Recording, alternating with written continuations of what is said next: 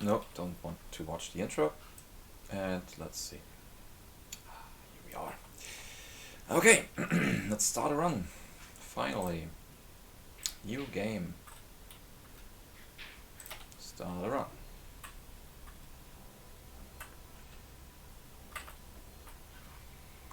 Let's see how it goes. We can...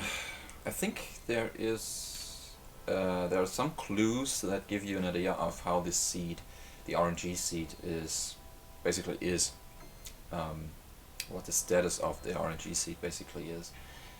One thing I noticed is that sometimes Reiner comes down here in this hallway, as he does now. Okay, that's very strange.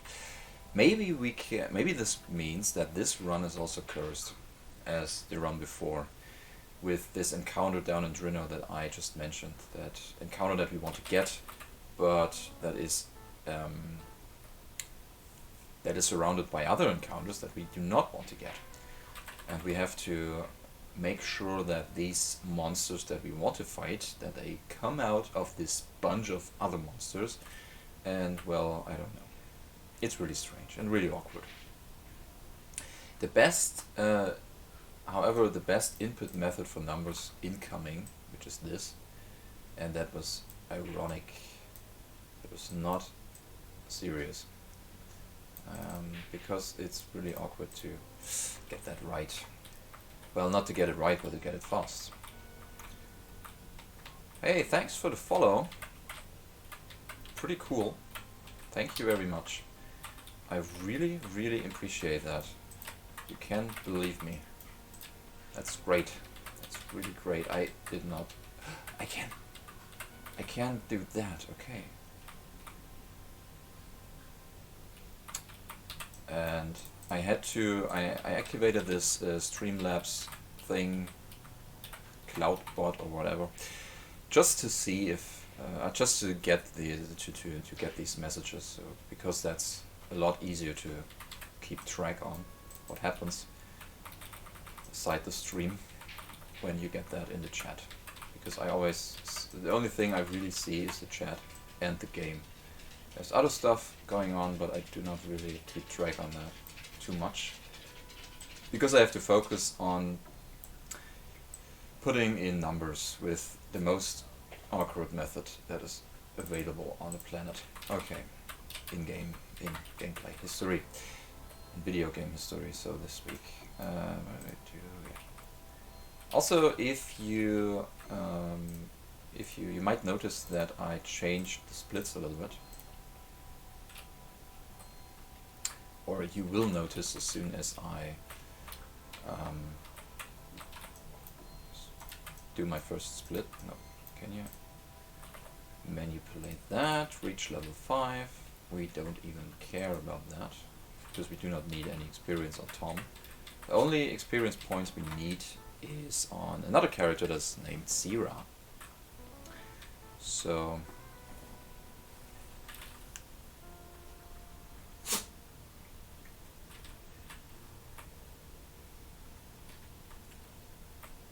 that's the wrong door. I have to go over here. And I have to get the pistol back, because you have two options. Basically, you have two options here. You can get the pistol and then you can leave the room and they will take it from you. But if you do this, if you put the pistol down here, you have to grab it. You have to get it back. Otherwise, you will not be able to finish this part, because getting the pistol... Oh my goodness. Oh no, that was close. Now I have to wait for that door to open again. I could reset, but no, don't want to. I have to wait for this little buddy to come over and step on this tile, and this will open the door. This is a mechanic that we will also use later in the game. Oh, by the way, it's not only used here, it's also used later in the game. Okay, that was weird. I wasn't able to run because I was somehow not able to press the right control key with my left little finger, because that's a pretty awkward position for my hand. And when you run this game, you really have to get used to this. So yeah, now that we get the pistol back, we can get we can finish this part actually. We get an announcement that our flight to the planet's surface is about to start, and we should prepare ourselves. And then we get another announcement afterwards, shortly afterwards, that lets us decide if we really want to start now or if we want to delay the flight a little bit. But obviously we do not want to delay it any further. We just grab that to have some additional ammunition. We also really need that because we will have to fight bosses with the gun. And now we have to wait here for the second announcement to appear. And this is Reiner. He just runs around here. He wants to talk to us, but obviously it's not required to talk to him, so it's obviously slower to do that. And we just skip that. Okay, that was a little bit slower. Okay, 6 seconds. Because I had to wait for the door to open again. Not a big deal. Now we head on to the planet, which is supposed to be an uninhabited world, just consisting of a big, huge desert and a lot of very valuable minerals and resources that these people are about to farm, mine, whatever, get. But I will be a little surprised. Well, I do not know if you know the game or not, but if you do not, you will be surprised, because you will be surprised to see that now we landed on the planet. That was a crash landing, and we crashed on the planet, and just to see that this planet is actually full of life everywhere. What in the world this is called desert? This is supposed to be a desert world? It's obviously not. But the shuttle explodes because there is some, actually the same amount of oxygen in the atmosphere as it is on planet Earth, I would say. So they can breathe, they can do all the stuff that humans can do on Earth. But it also means that the shuttle explodes. So Tom is hurt and injured a lot, heavily. He has to stay in bed for 1 month. And this is the doctor. The woman that you just saw is a doctor. And as you could also, as you also have been able to see, these people, they're called Iskai, they do not have such a big problem with nudeness like we do.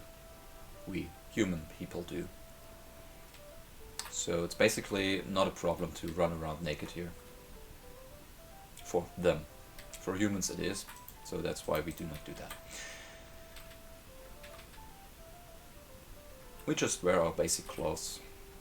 Every character is coming with a standard set of equipment, which is very basic, which is basically just like, really like clothes and nothing else, and you have to equip them with chainmail and plate armor and stuff like that. Oh, there's no plate armor, I believe. It doesn't matter. Oh, I have to scroll the text.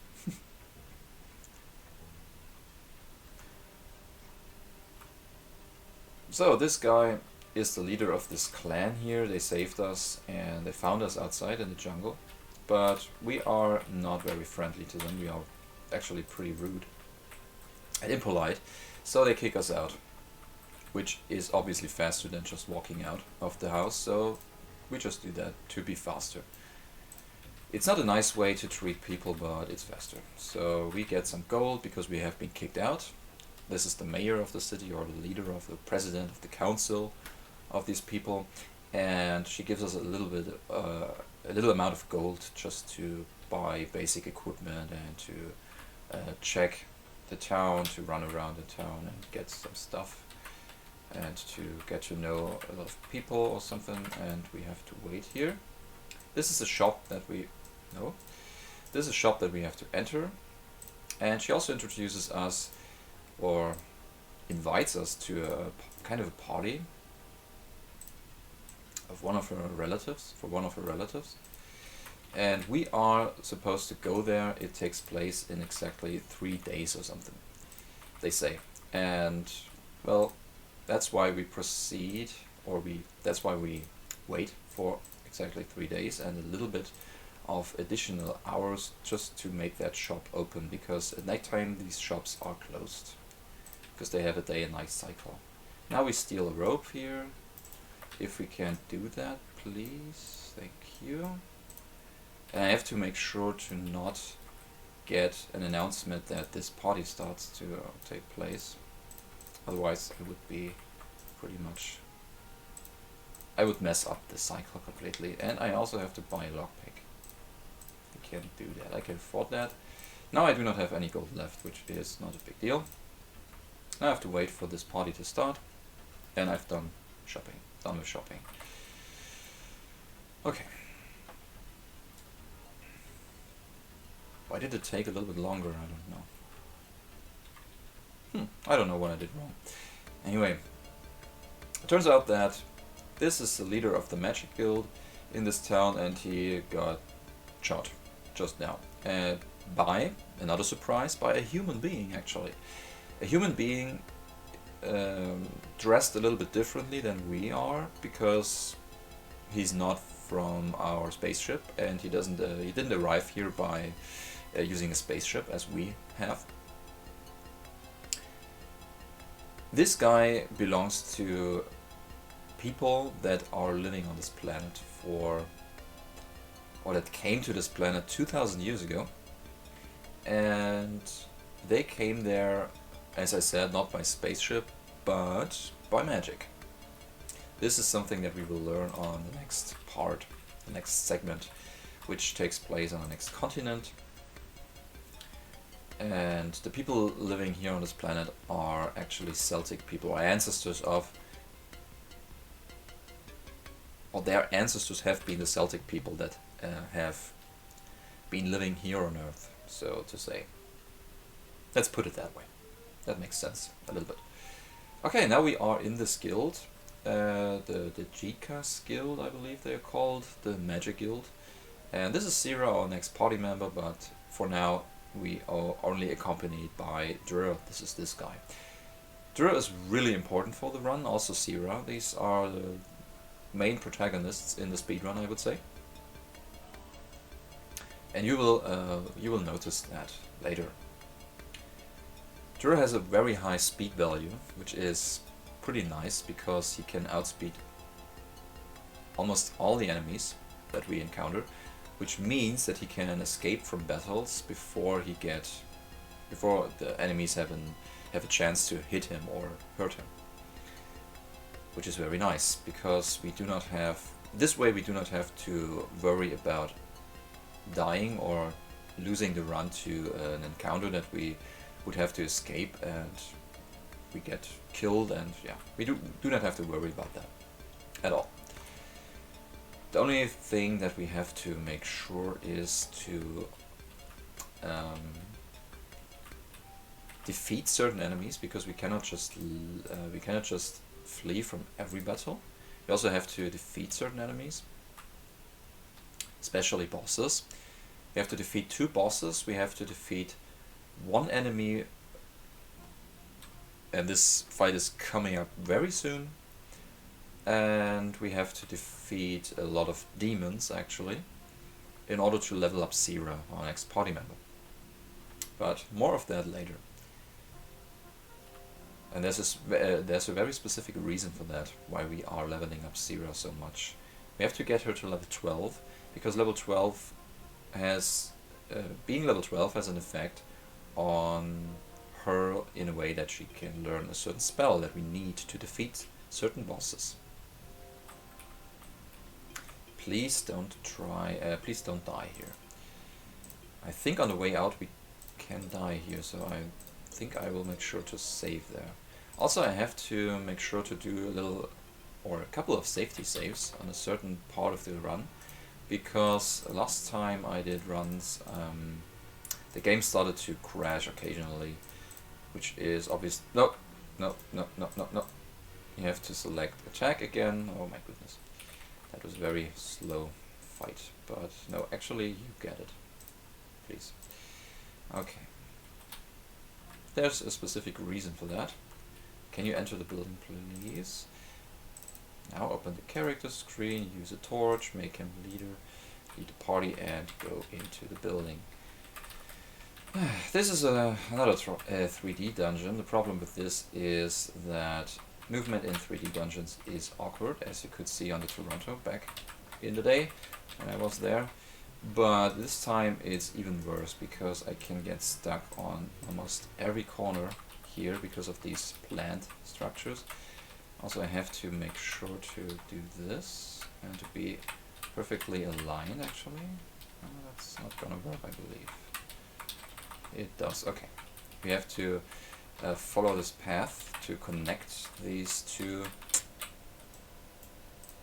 plants, structures, mushrooms. And now this plant runs away. And as you can see, I'm getting stuck everywhere. Can you please touch that? Thank you. This is important because it can, it makes us move faster, as the dialog box suggests. And it does do that by increasing your speed attribute, which is pretty important for the run. Now we head over here. Oh, okay, we got that attack. It's also not seen in every run. Sometimes it works that you just get past this guy without getting attacked. Now you have to make sure to follow this path.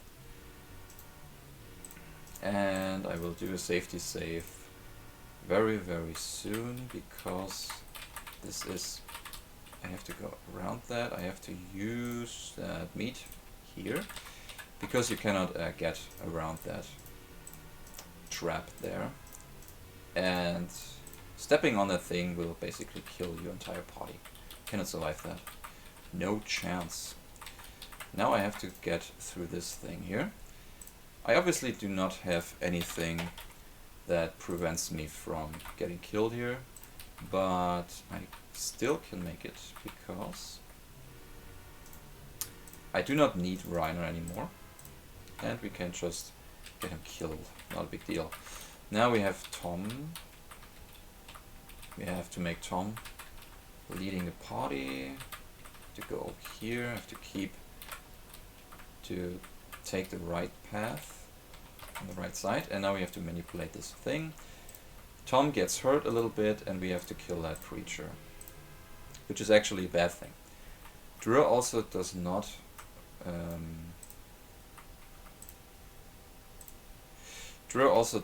want to do that, but he has to.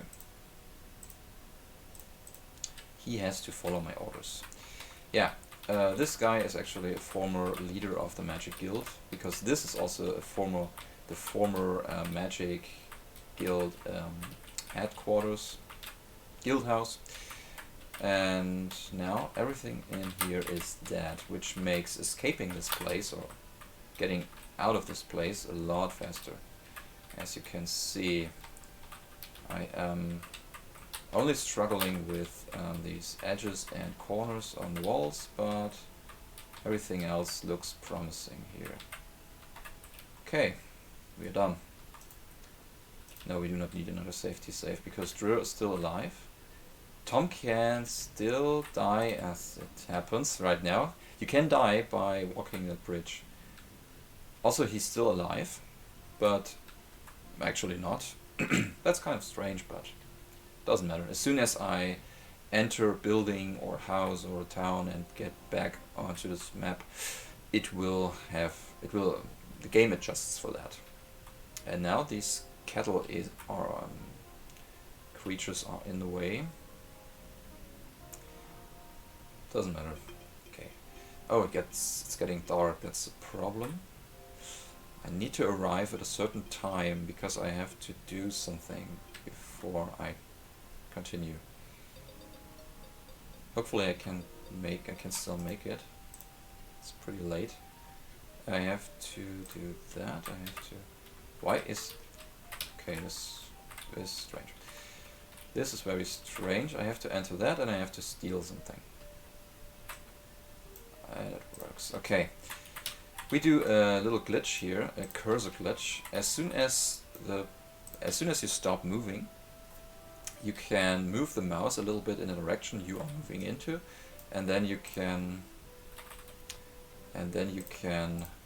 activate that cursor, and that means that you can increase your reach, which is pretty nice. Now we sell all the stuff, all that stuff, all that stuff. You also have stuff. 71, 5, 10, 80. Okay, that's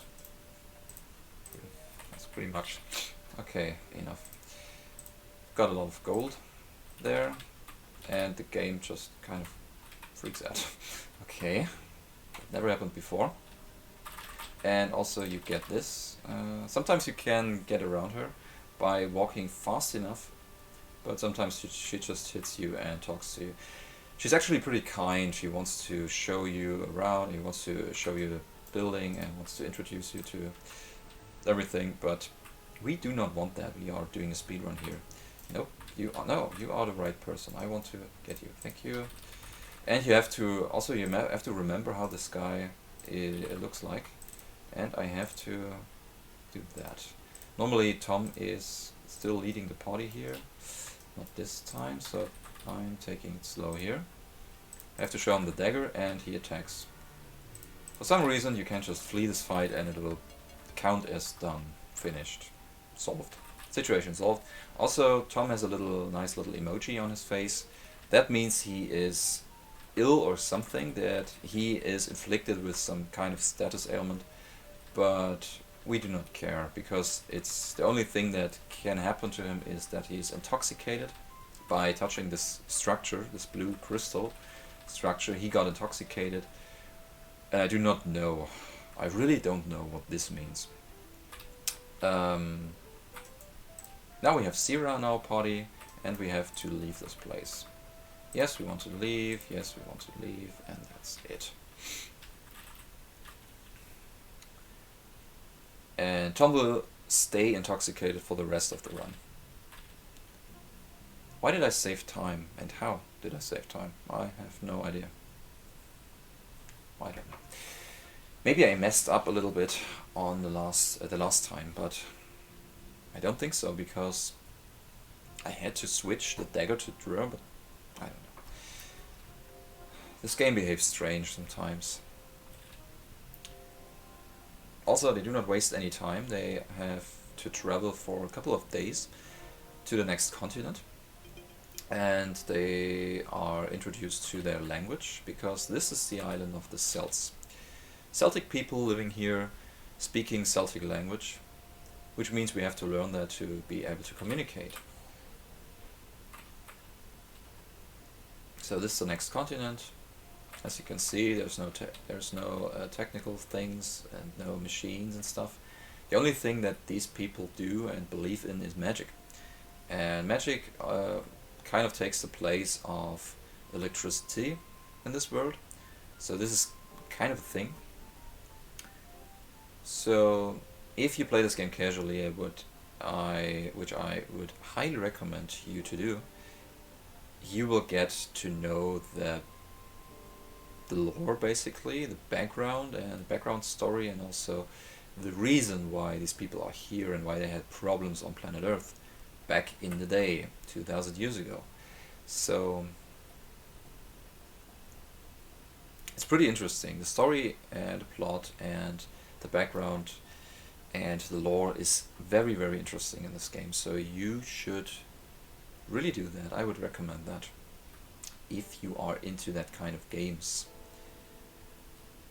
In terms of being an RPG, it's not too well done, I would say. It does not feel, the RPG, the fighting, the combat system and the attributes, the spells, how everything works, basically the math behind the RPG stuff, it's not the same as in Dungeons and Dragons or something like that. So it's not that well thought, I would say, but it's still done very well. It still feels very good to do that.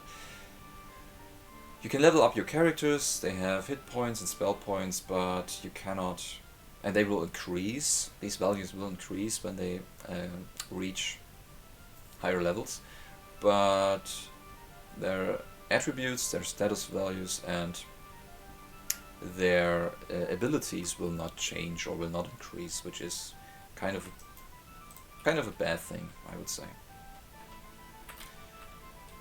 There's another safety save coming up, but before we do that, we have to buy something. We have to buy some documents. We have to make Xera here, and we have to buy Demon Exodus before we do that. Now let's save some. Let's save some money. And we saved a lot of money, I believe.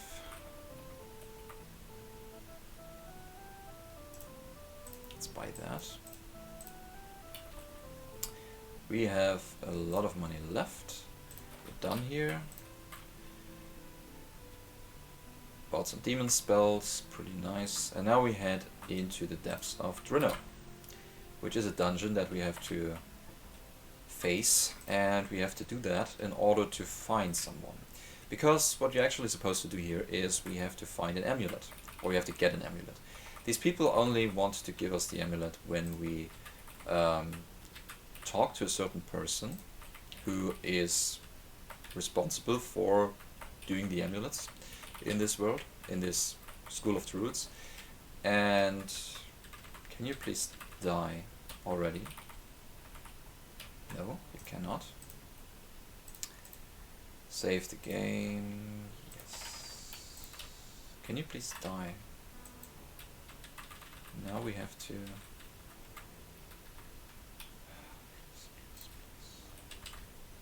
Please, thank you. Okay, that's the wrong way. That was the wrong way. I have to make sure to do that. Okay. Okay, can I? No, can't.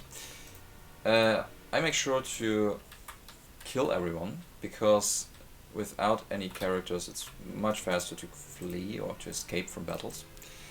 And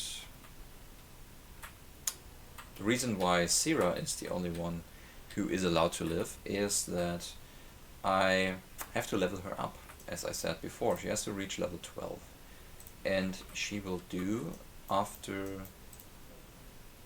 this part and after the next part. So on the next continent we will level her up finally to level 12, but she has to reach level 9 in this part, which is very important that she does that. The experience route in this game is pretty tight, so you have to make sure to really do all the fights that you are supposed to do. Otherwise you will be not able to finish the run, actually. Okay, I have to do that.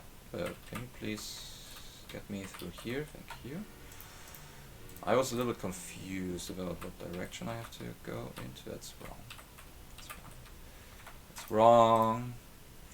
That's the wrong direction. Okay. Still.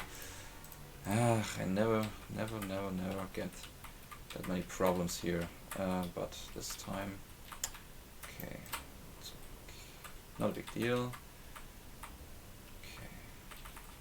Now they are hugging the left wall, which means I can squeeze around them on the right side, and I have to do another safety save here, because this room is one of the stupidest thing. But in terms of RNG, there are flames coming out of this pit, and we have to press that floor plate 8 times. And I die. I was touching a flame.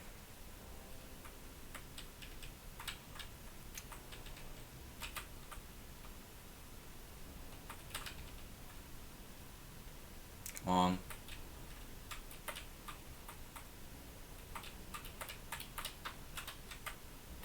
Okay, that was pretty good. That was pretty good. Okay, here we are. Now we have to do that again. We have to squeeze around these guys. Hopefully they do not block me like they did in the last run. And we have to get that chest. And we have to do that. Get the key, get an attack. These monsters are called Fear, and they are blocking my way. Oh, okay. Get me out of here. these enemies are called fear, and these are the most valuable enemies when it comes to experience in this run, because we will kill a lot of them. Also another safety save, because we have to deal with flames and fireballs again. When it comes to fireballs and stuff like that, you want to make sure to save the game before you deal with that, because it can go pretty wrong and the run will be over. So let's see. There's a farming section, experience farming section coming up. But before we do that, we have to defeat this monster. Looks pretty strong, and it is pretty strong, but we do not have any problem defeating it with this new with these spell scrolls that we just bought, I want to say. So let's see. This is a monster. It is a room with a lot of monsters in it, and we want to release all of these beasts because there are 4 of them that we have to defeat in order to get experience. And when we leave this place, we should be level 8. These are creatures that we cannot defeat yet, because the spell scrolls are too weak for that. Because spells have levels, or have a certain strength. The more you use a spell, the stronger it gets. And what this affects is depending on the spell itself. So you can have spells that hit all enemies all the time, but only kill a certain number of enemies. And you have spells that can be deflected by enemies, and at a higher level they cannot deflect them. So these are the differences. And we have to defeat that guy here. Okay, all 4 of them. That was pretty quick. Now we still have to find all the green floor plates, because we have to press all of them to open the path to the next thing. To the next... that is this one. Now let's just run around here, because I do not want to get in touch with them any time again. So let's save again, because fireballs. And the most ridiculous part in terms of RNG is coming up pretty soon. That was very nice. But this, I didn't think I could make it, but I have to make sure that Sierra has the pickaxe, and also she needs the rope at this point. Okay, little menuing. So let's see. We have to hit some walls, basically. We have to break some walls, we have to hit some switches. We also have to be close enough, so we have to light up a torch again, and we also have to heal Sierra a little bit, because we need to step into that flame, because otherwise we would not be able to go through that entrance. And we're almost done here with that. Okay, no more hitting walls. And we are doing this. Let's do a safety save here, because I might be able to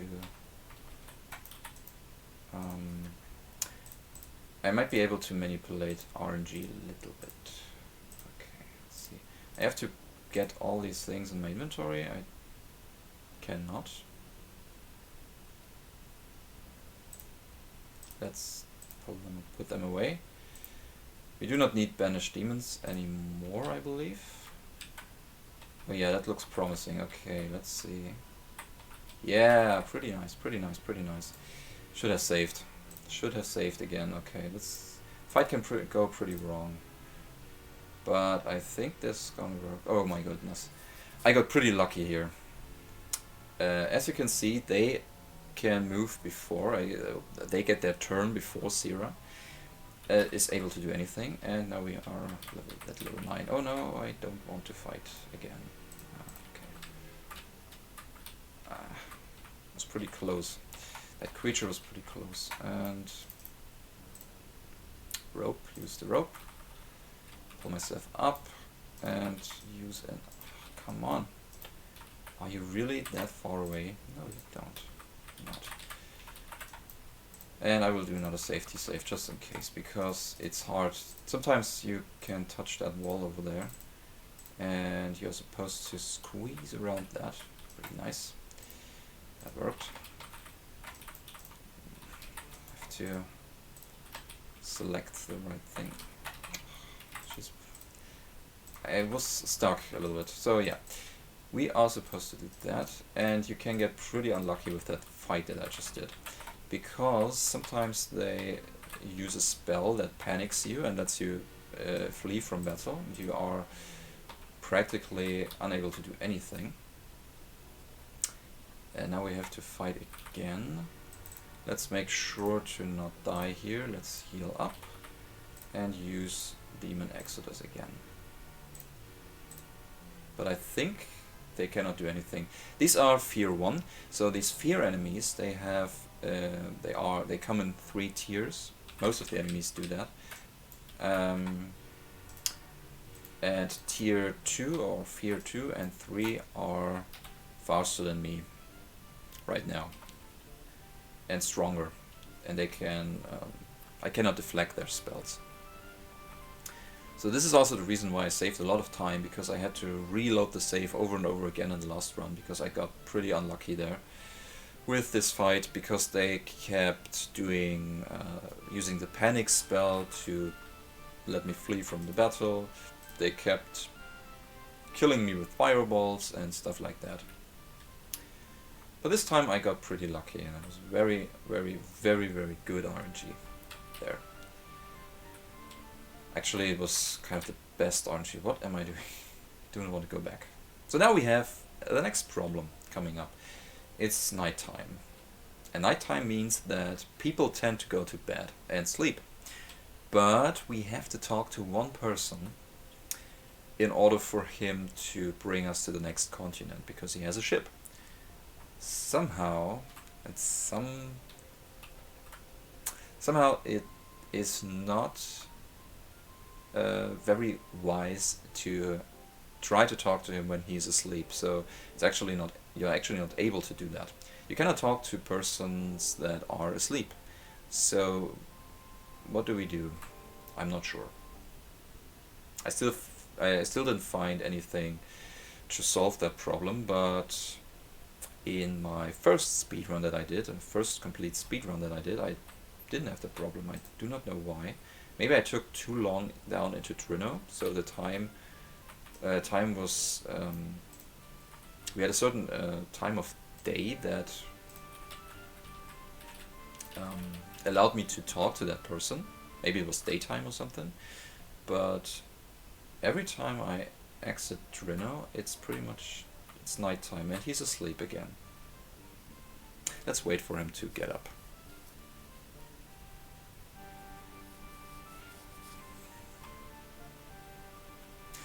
The reason why I'm waiting inside is the time progresses faster inside of buildings than it does outside, basically. I want him to get up. Maybe he does. Maybe not. This is not how it's supposed to do, how it's supposed to go. So I'm losing time again. Can you get up, please? I could use the water on him, but I do not think that is gonna work. The game engine does not provide that kind of thing. That would be fun. All the other persons are also asleep. Can you please get up? Oh my goodness, he got up. Very nice. Okay. We got the gold, we got the permission, we had to deliver the amulet to this king, Thanos, I believe he's called, and he gives us permission to leave this continent to get to the next one. That was good. Now we learn the language of the next people. It's also These are also descendants of the Celts, but they are slightly different. They build houses and they live in a different manner, I would say. They have a different culture. They evolved from this original Celtic people, I would say. This is Kunak, our next party member. We have to ask him about importance, because what is important? He looks like a School of Magic. We could use someone. We talk to him, we tell him our story, and we would be happy to have him around, so that's why he comes with us. And this is a part of the run where I have to save a lot, I believe. But not in this town, not right now. Let me do that. Let me do this. Let me go in here. That's the fastest way to enter that building. This is the House of Council. Or this is the council house, and this the people that are working here are called the Council of the Just. This is one of them. It's actually a bad person. There's another one. It's actually also a bad person. It turns out that these guys are so bad that they want to kill this one. No, not examine top 2. This is actually a pretty nice guy. He's very friendly, he's very kind. He is also nice to the other people that live on this continent, which are Iskai people. And there's basically nothing going on. Nothing bad. Like, there's no war, there's no conflict. But it turns out that there's one person on this continent who does not want that who doesn't want that relationship between Iskai and human beings to be peaceful at all. He wants to attack them, he wants to inflict some political affair, he wants to cause some problems with these people, and we are about to solve that problem until we can continue our quest to find what is our actual quest, to find the Toronto, because we want to convince our people to not exploit this planet and probably destroy the environment by farming everything out of it. So that's what we want to do, but in order to do that we need to leave this place, because the Toronto is obviously not here, but it landed somewhere, which is in a desert. So at some point we will get there, but before we can leave this place and continue our quest, we have to solve that political affair. And to solve that, we first have to deal with the problem of the assassination of this president, this council president that we just met. Harris is his name. And after we did that, we have to solve that whole political affair in general. So we make Zira, put Zira in front here because we need her, and we don't need an invitation.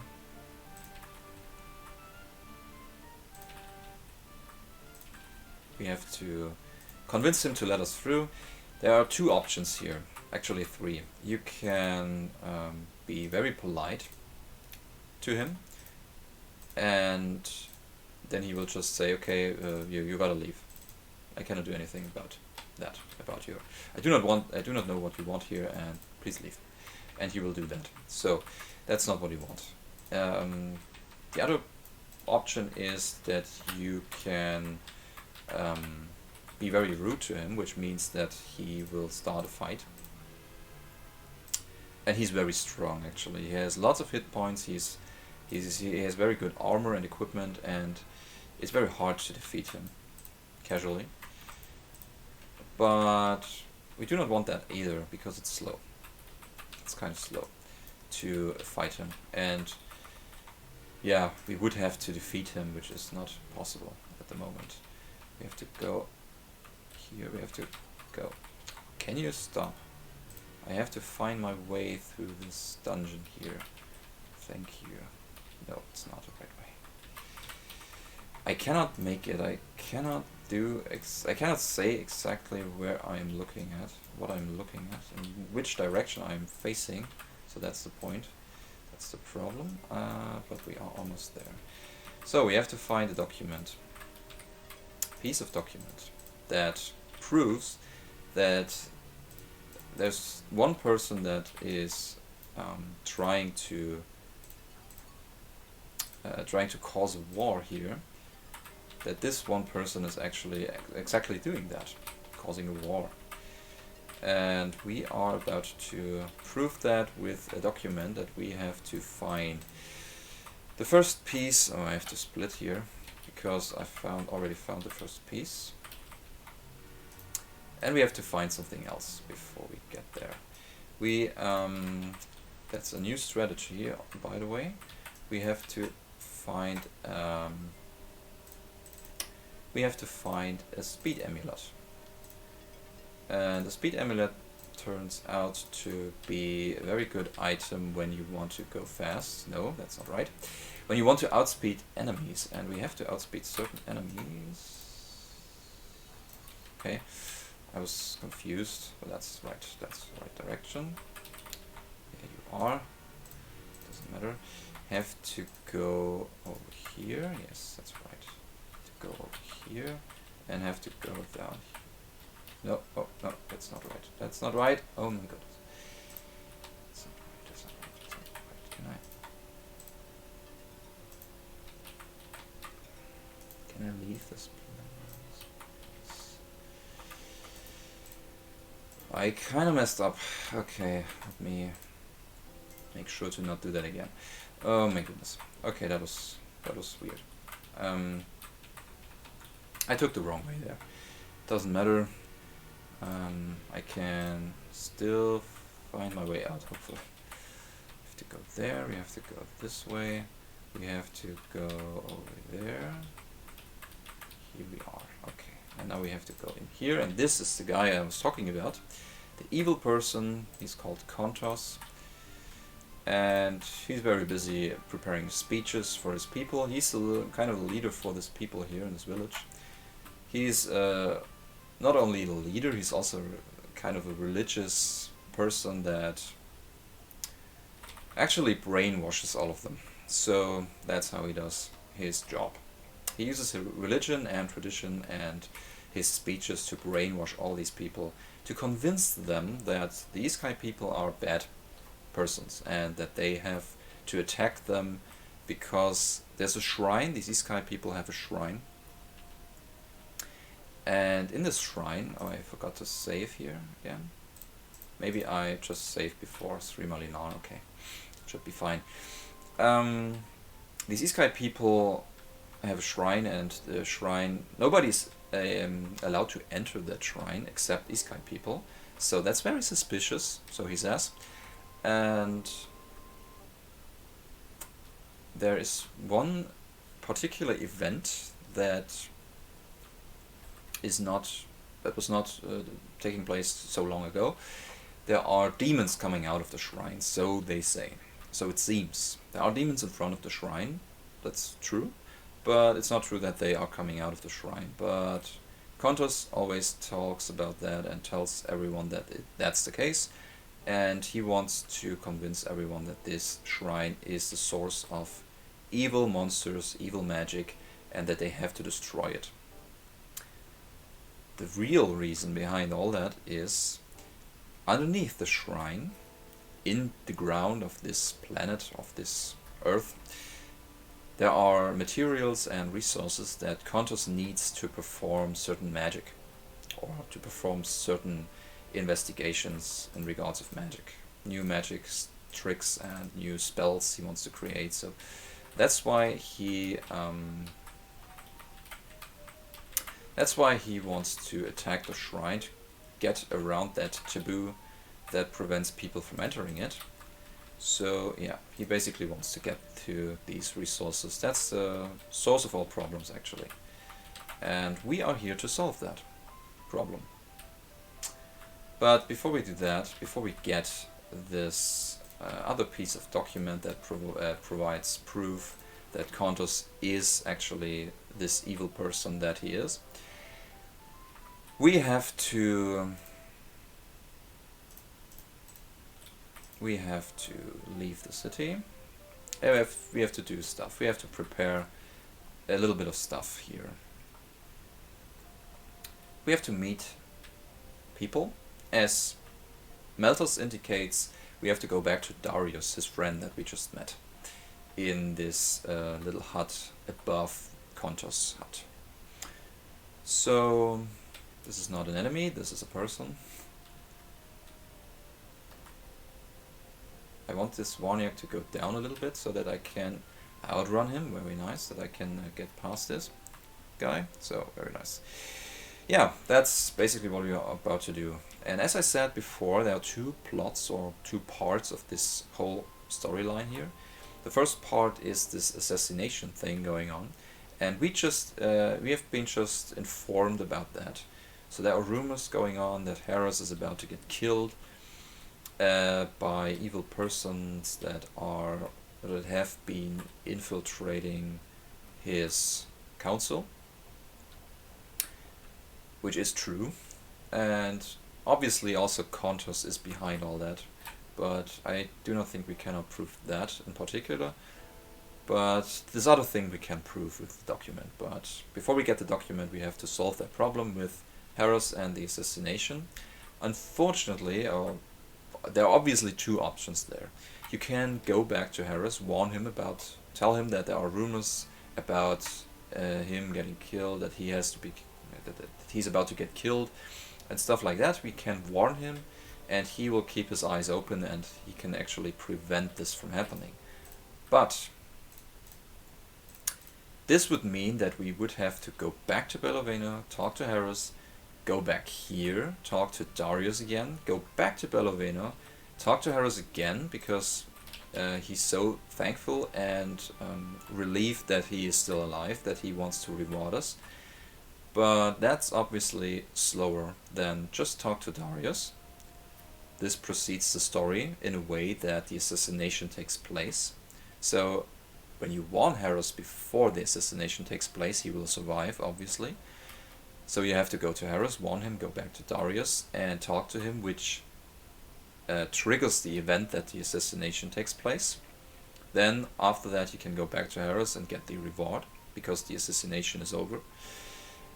But if you talk to Darius just right now, as we just did, this means that the assassination takes place anyway, without Harris being warned, and so obviously Harris died, or dies, in the process. So that's what happened now. Unfortunately, we have to do that because we are in a speedrun. But as I said before in the previous run, I believe, this would make a very interesting this would make for a very interesting donation incentive when this run might be shown in a marathon or something. And I think this is gonna happen at some point in the future, because I really want to show that in a marathon. I really want to do that run with all the safety saves and all the shenanigans. That would be cool. So let's see. Harris is not around anymore. Unfortunately, he's really dead.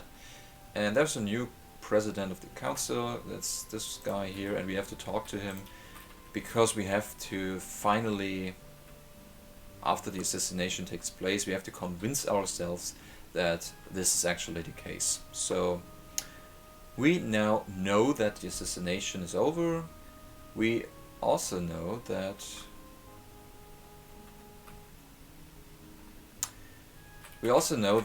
people or the next plot actually started, and we now have to go back to Sri Malinar, because at the same time when we were investigating this assassination and finally convinced ourselves that this was a true thing and not just a rumor, at the same time Kontos started to march against the shrine, towards the shrine with his people, and they all just left for the shrine. They want to attack the shrine.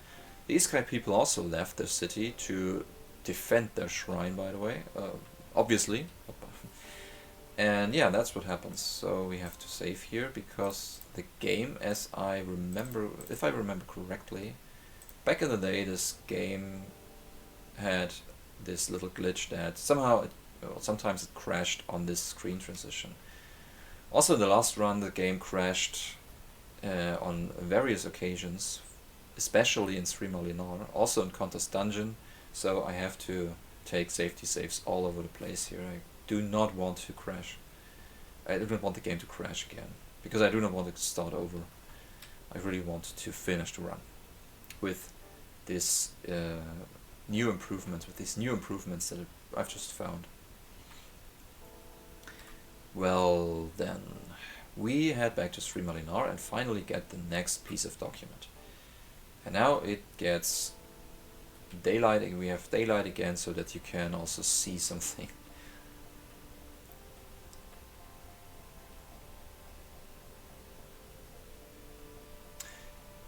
This part is called document 1, and I do not know why it's also... okay. I think my splits are a little bit messed up, maybe. Maybe not, I don't know. Okay, did not get the encounter, very nice. Sometimes you just get an encounter when you meet him on the bridge, or when you meet these enemies on the bridge, because it's too narrow to get around. But it doesn't matter. We have to get the next piece of document, the second piece, and then we have to put them together to form the whole document itself. And before we actually use that to convince all the people and to prove that Kontos is the evil person here, we have to level up a little bit, because we're still not level 12. What do you know about evidence? And then he gives it to us, so everything is fine. We have to do that, and this means we can split and be good to go. Leave this place. Very nice. Still no crashes. Whew, pretty cool. Go away. Don't want to fight. Don't want to fight against these creatures here. Also, this map or this continent is huge, and you can explore. You can basically explore it for days, hours and days, but it will not get you anywhere because there's nothing. There's only one cave that you can explore that has some very, very nice enchanted items that are very valuable and very useful in the playthrough, but not for the speedruns, so we do not do that. Also, this cave contains a unique type of enemies that only appear there and nowhere else in the game world, which is pretty interesting, but we will not see them in a speedrun, obviously, because we do not do that cave. Okay, let's save. And let's try and kill a bunch of stuff. So, let's use magic items to do that. Demon Exodus. And as you can see, we are faster than these guys, and we can just Demon Exodus them away, which is pretty cool. Also, this one, there are a couple of fights here, and we will be here for a certain amount of time to defeat all of them, except 2 encounters. There are 2 encounters that do not only consist of fears, there are also other enemies in there, and we cannot defeat them, so because they are not demons, and that's why we leave that, or we just don't do these encounters, because we cannot win them, cannot just defeat them. So now we're level 11, and this is very interesting because we are faster than these guys. We can just banish demon, which works on a single enemy, and it only works when this enemy does not move. So let's save again. And this is the encounter that I have to spare. I do not want to go there, I do not do this. Now I have to wait for them to approach me. I can just banish demon them away. I have 4 banished demons, and fortunately there are 4 of these creatures that I have to attack, I have to defeat. Exactly 4 of them, I believe. Yes. Okay, 1 more, and then we are done here. That's right. Banish demon, and then we are done here. we reached level 12. Now we can trigger the cutscene, and we can... It's just a cutscene. We will provide this proof that we just found, the document, and then we can leave this place. What happens here is Kontos is actually still, he's absolutely upset. His people turn away from him. They are convinced by the document, and they stop the attack. They go home. The Sky people do not, because Kontos enters the building and hides in there. So these Sky people try to find him, try to seize him, try to kill him probably, because he broke the taboo. Oh, I'm getting tired, that's bad. But anyway,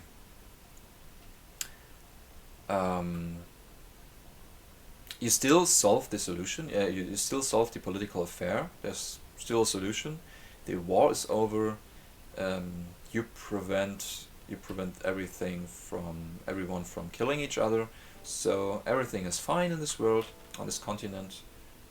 The war is over. Peace is restored. But Kontos is still alive, obviously, but we do not have to deal with him. What you are actually supposed to do is you have to follow him into the shrine. There are also a couple of treasure chests you can do. You can find stuff there, but only gold, I believe. If I remember, I'm not sure. Also, I cannot remember exactly what you are able to find there. Maybe Iskai armor stuff or something like that. Not sure.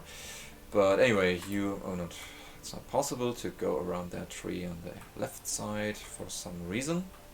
Well, yeah, you will not find Kontos in there, by the way, but as soon as you start to leave, or as soon as you want to exit the shrine, Kontos will attack you and you have to defeat him. But in a speedrun it's not required to do that, so it's not required to proceed the story. That's why we will not do that. We have to do that. We have to go around here, around that building, and then we can enter that building. And guess what? An old friend of ours is here. He this is a guy we met back in the Iskai town, the first one, and we can talk to him and say, yeah, as soon as you... Oh, Zira leaves the place, and we have to do that, we have to do that, we have to do this as well. We need that, we probably need that healing potion.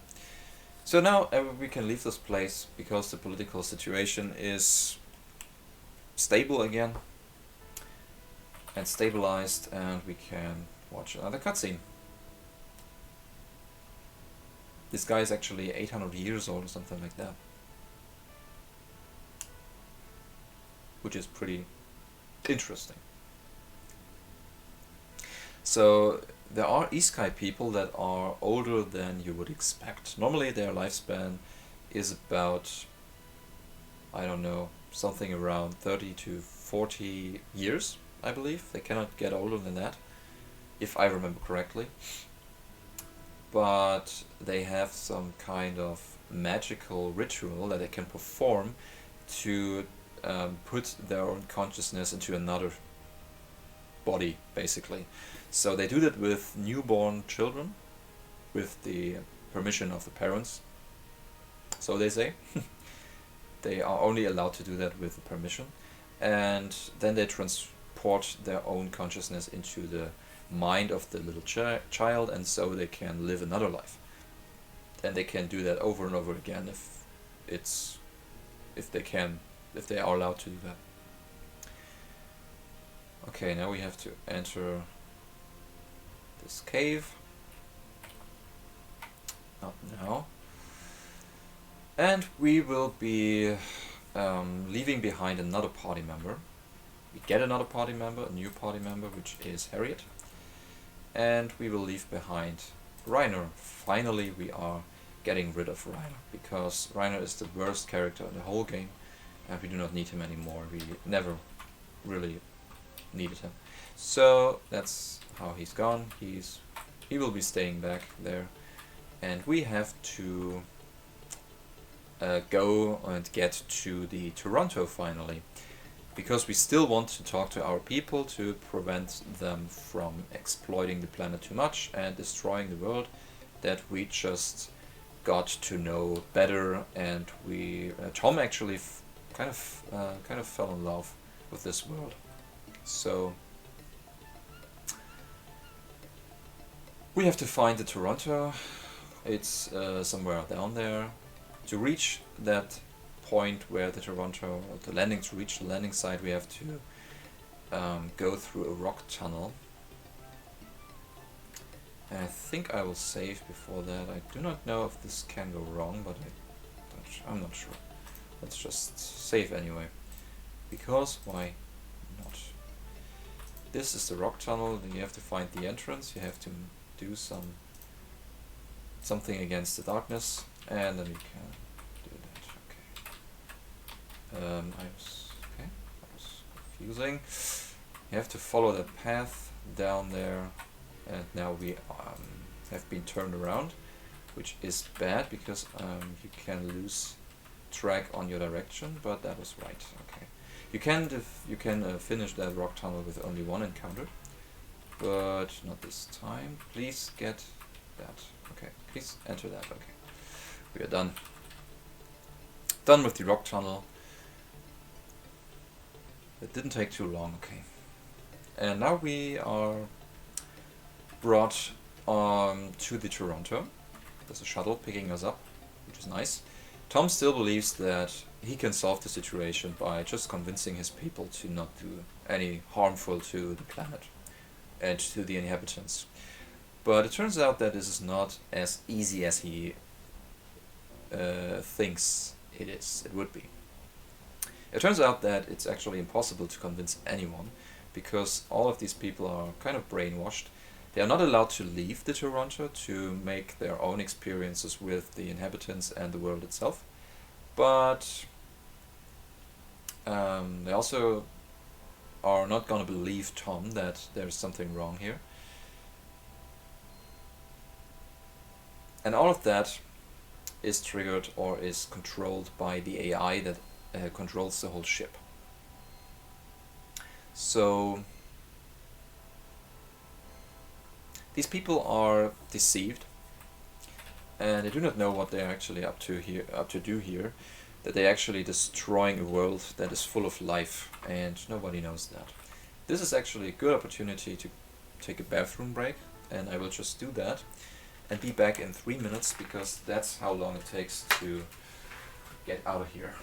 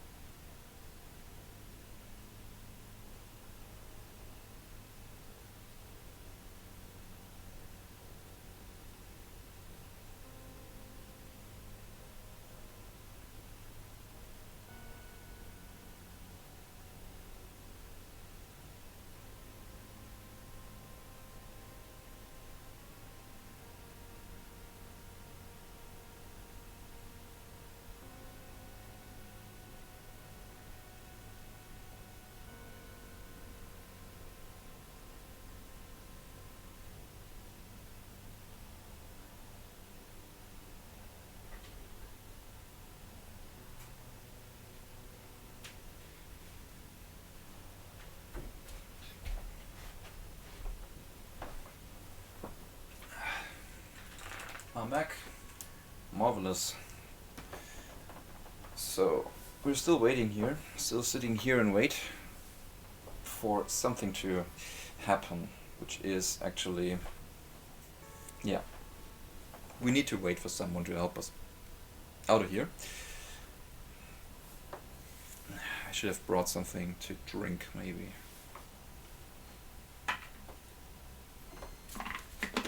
Maybe I can still do that. I found some water here. There's still time. Okay.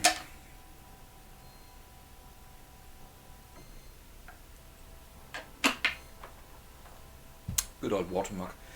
Very nice. Okay, still not happening.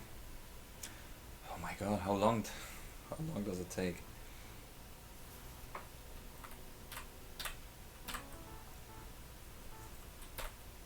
You can dance a little. Oh, that was... If you're very careful with your button presses, you can just dance around. Okay, now something happens. Joe comes to the rescue and he gets us out of here. Oh, I have to wait for him to come over, and then Tom just explains everything that he experienced on the planet, and Joe does not really believe him, but he's very astonished, obviously. But he decides to help his old friend Tom to get out of here. But before they do that, they want to send a transmission to all the consoles on the whole ship, so that everyone can learn from the experiences, and that everyone gets to know that there's something going on here that is not right, because that this planet is actually full of life and not a desert planet. So we are about to infiltrate the central fusion core room. I think it's called the core room or something like that, where the fusion core of the ship is located. This ship is running with energy that it gets from atomic fusion. So we have to enter a code here. We have to enter a lot of codes here in this section. That's actually pretty slow to do that. But anyway, I have to make sure to do that somehow. So obviously you have to know all the codes. This is a code that Joe just gives you. You will need it later again when you are on the next section on the ship. You will return to the Toronto, because it turns out that let me think. It turns out that it's not that easy to convince these people here. Oh, that's the wrong way. That is the right way. Come on. Oh, you have to activate that thing. I forgot. You have to make it follow you, and as I said, this concept returns over time.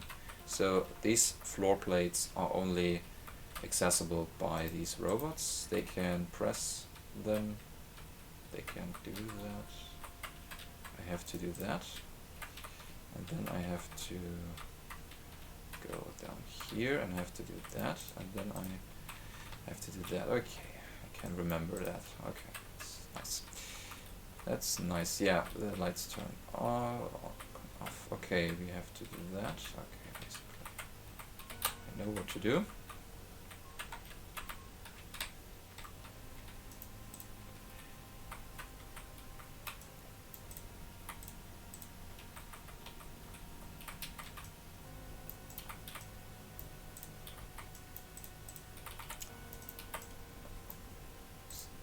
Can still reach it. Okay, that's nice. Taking it slow here. Okay, let's do that. That is. I have to find my way through here. Okay, that's pretty easy to find the way through here, and we are here. Very nice. Let me think. I have to do that. Here we are supposed to find pieces of little documents that contain code, that have a code written on it, and you have to find the correct code to open the next door. But for now we have to make this little guy here following us, and we have to bring him to the main room there, which is not as easy as it looks like.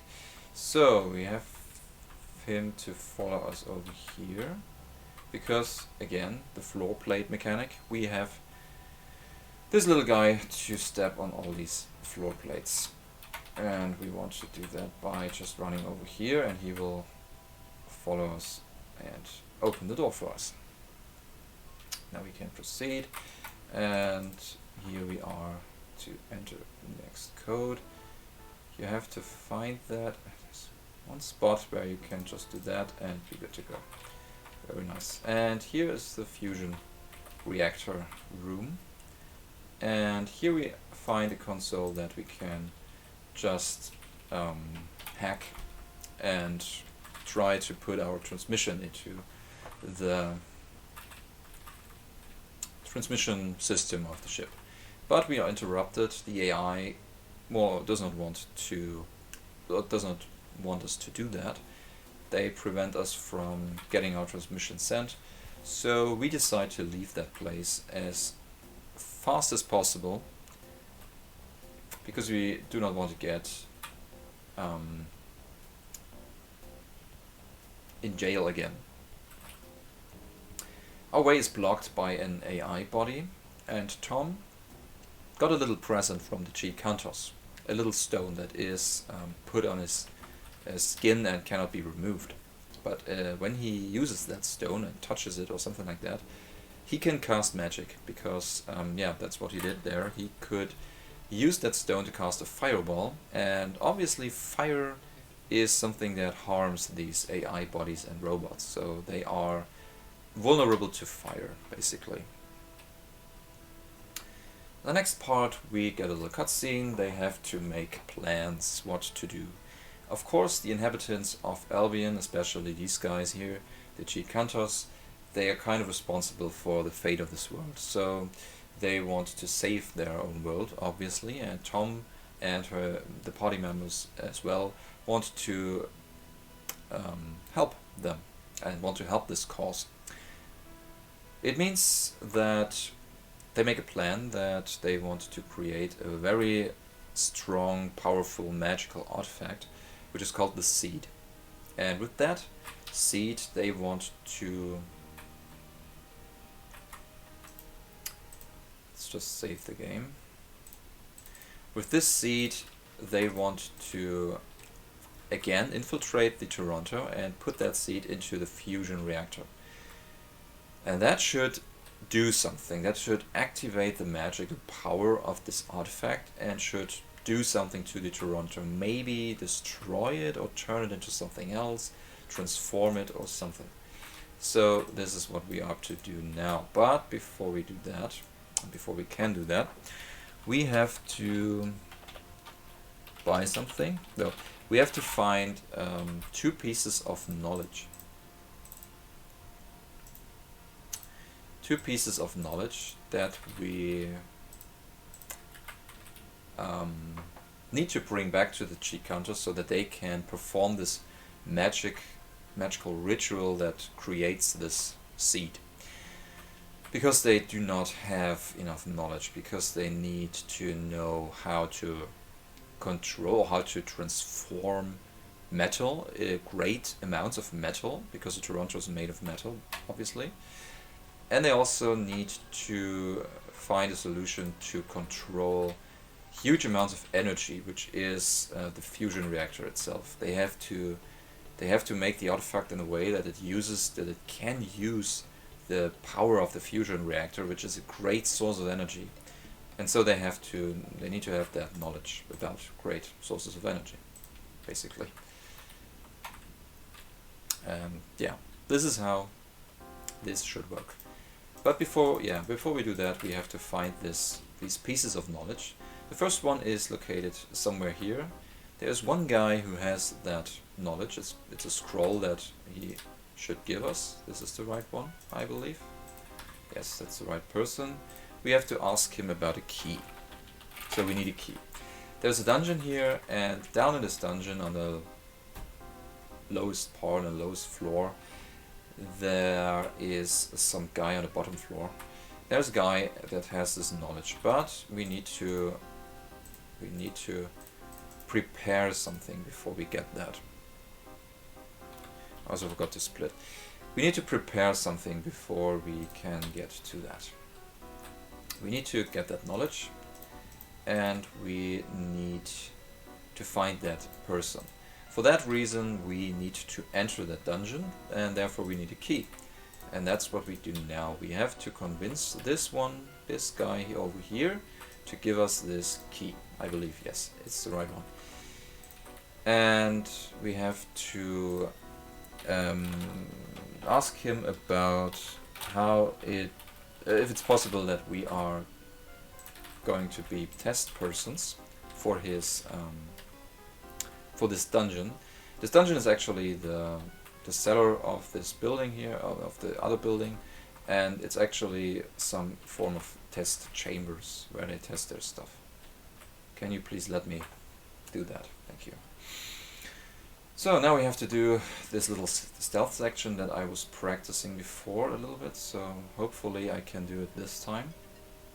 Turns out that I already messed up a little bit because I was too fast with entering that room, so he could see me, but this time it's better, it works.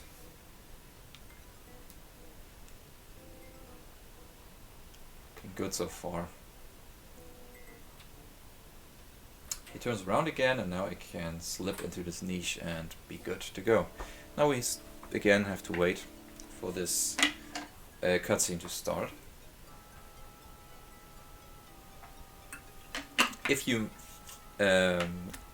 manage to find that guy who should give you this knowledge, he will ask you about a favor. He will ask you to do him a favor. He wants to get to know the magical words that are necessary to perform that ritual that they just do. This ritual is necessary to be actually able to farm minerals from the mountain and to get that minerals. Otherwise, it's a very dangerous thing to do, and people died there when they tried to do that. So it's pretty dangerous to do it without performing the ritual, and everyone here in this town is in need of metal and of metal ore, because they do everything with metal. So the other guilds also want to perform the ritual on their own, which is not possible without knowing the magical words there. And this guy is called Kosoto. We ask him about him, and he tells us that he has this knowledge and he is able to give it to us if we are able to find him. And that's what we do now. Let's see, let's save again.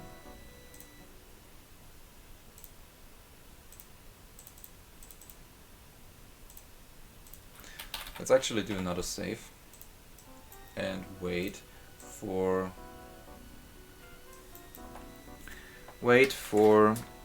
I forgot, 18 hours. Exactly 18 hours. That should make it easier and a lot faster to get through that dungeon, as you will hopefully see in a couple of minutes. Okay. We are now entering this dungeon, these test chambers, and we are done with the preparation in Umayu Kento. Umayu Kento is the name of this town here, so we are about to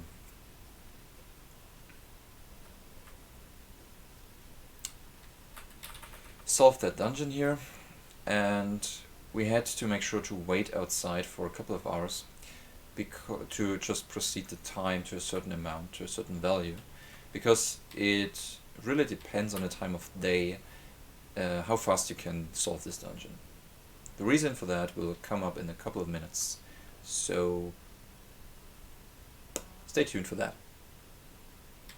Yeah, the next piece that we have to get is the metal making knowledge. As you can see, I'm saving a lot of time here. Okay, getting attacked here, we have to flee with everybody because we do not want anyone to get killed.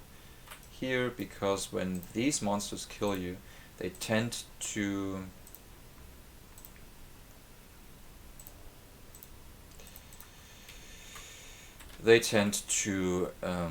inflict some status elements to you, like the worst thing is insanity.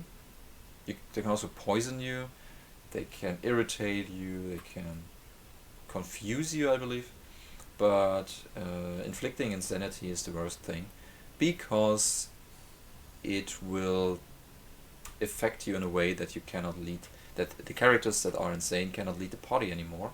And when Drill or Tom get insane or become insane, the run is basically over because I have no opportunity to heal that. Except, well, I could go back to the cheek hunters and get you a healer to heal that. That's possible, but it's obviously very slow to get back there.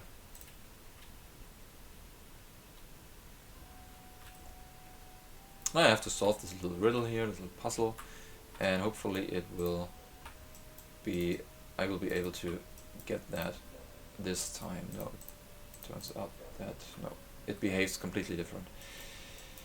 Completely differently. Now it works, okay, we're fine. You have to do that pattern there to open the way later in the dungeon, because doing that pattern makes some spikes disappear in the hallway so that you can go through. That's pretty nice. But yeah, it's kind of random how these levers behave. Normally it should not be random at all, because there's a set pattern on how these levers affect each other, but for some reason it does not behave the same way all the time. For some reason, I really don't know what causes this, but it changes from run to run how these levers behave. Normally I do this pattern all the time, always the same pattern, and it turns out it behaves differently all the time, so I do not know why and how that is. But here we have to recuperate ourselves, not just because everyone is healed. That's not the intention that we have. We do not want everyone to be healthy and merry again. We only want to prevent some messages from appearing, because when you are getting tired, the game tells you that. There's a text box that appears every couple of steps that reminds you that everyone is getting tired, and that's kind of slow. And also, if you don't do anything about that or against that exhaustion, the message will turn from tired to exhausted, and this would cause your party members to be... I can just reload. That doesn't make sense. Okay, to reload that. Oh, I could avoid that. Okay, very nice. That's faster. This is a glitched fight, and oh, I got it. Okay. This is a glitched fight, and you do not want to get that, because it's hard to get out of that cycle.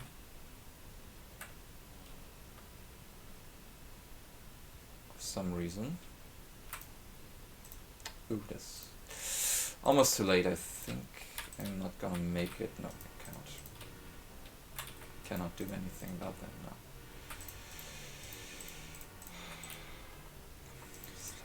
Can you please let me go? I hate this. I hate this. Thank you. This battle. This creature over here. This is the worst thing. What normally happens is there's a collision mechanic that recognizes when you touch an enemy you get an encounter. But sometimes when you get that encounter, not sometimes, at least every time, in every other situation, you get an encounter, you flee from the battle, and then the enemies get a little kind of a cooldown. So they have to wait a certain amount of time before they can attack you again, before they can actually move and attack you again. So what happens here is this, at first this attack animation is skipped for some reason, and you do not get that cooldown time, so you are attacked immediately afterwards, again and again and again, until you reach a spot where you can finally leave, where you are not colliding with the enemy again. Well, that's a big problem, but anyhow, we should now be able to finish this dungeon a lot faster, because we should not have to wait for the lever to appear. In the next room that we get into, there's a lever that only appears at a certain amount of a certain time of day, only from 8 to 11 a.m. So you have to make sure to enter that room at a specific time. And obviously we do not have a clock here. There's a clock in the game. There are actually 2 clocks that you can find. So it should be no problem for you to figure that out when you play it casually. But obviously in a speedrun it's terrible to just be here and wait. And as I said, we manipulated the time a little bit so that this lever appears as soon as we enter the room. And that's pretty nice. So this is a thing that at the beginning of the stream I tried to figure out. Successfully, obviously. So what we did here to manipulate the time is, before we entered that house here, outside in the town, we waited for 18 hours. And that causes the lever cycle to be perfect for us, so that we can just enter that. Now we have to hit another switch, and then we can finally leave or go to the next floor, which is a 3D dungeon part of this crap here, and there we can find Kosotto, who finally gives us the metal making knowledge, and we have done the first part of the knowledge quest, I would say. Part 1 done. In a casual playthrough you should make sure, if you want to finish that dungeon completely, you should make sure that you have melters around. You can get them back by just going to Sri Malinar and going to the tavern. This is a thing that we will do in a couple of minutes, but in a speedrun we will not go back to Sri Malinar before we do that here, this part. We still have to go back there, and we will do that, but not now. So we also don't need melters to do that, to solve that dungeon, because we can just flee from every battle. We do not have to fear anything here. We just have to run through here and talk to Kosotto, and then we are heading back out again. So we get the magic, we have the magic word, and we get the metal making knowledge, and we can leave this place finally, once and for all. Oopsie, that was wrong, but no worries. Not a big deal. That was the wrong way, but it still works. Okay, still works as intended. We are good to go.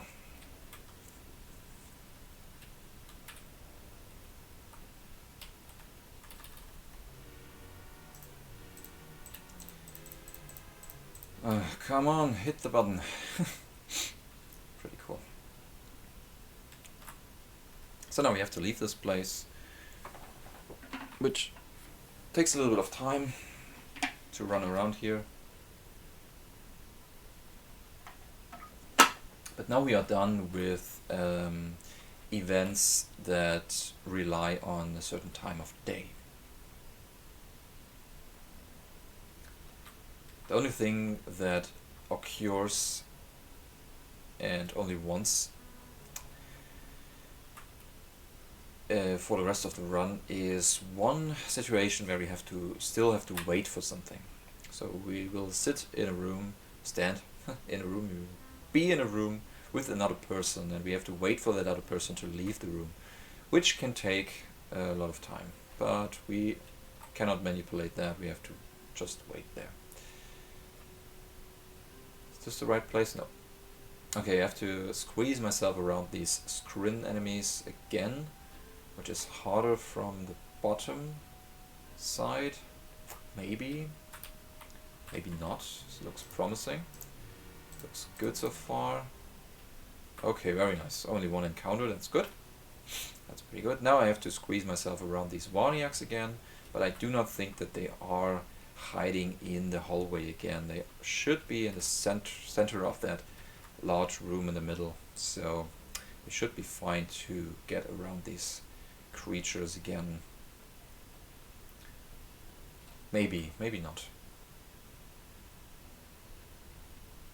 I do not know if every creature is respawned at a certain position, or if they just still, if they just at the same position as they were when we entered the next floor. I think they got reset. Okay. Very cool. Because now we can just avoid getting into that stupid encounter again, in this glitched encounter. And I'm saving a lot of time now, which is very nice.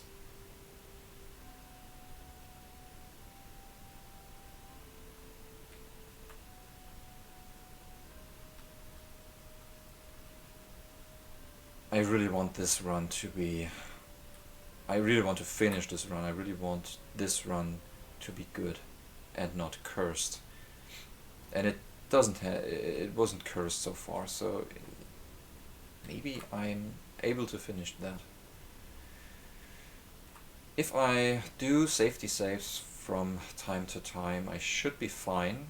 There should be no particular situation that could kill the run entirely if I save before certain occasions or certain situations. Should be good to go. So next point, next part, next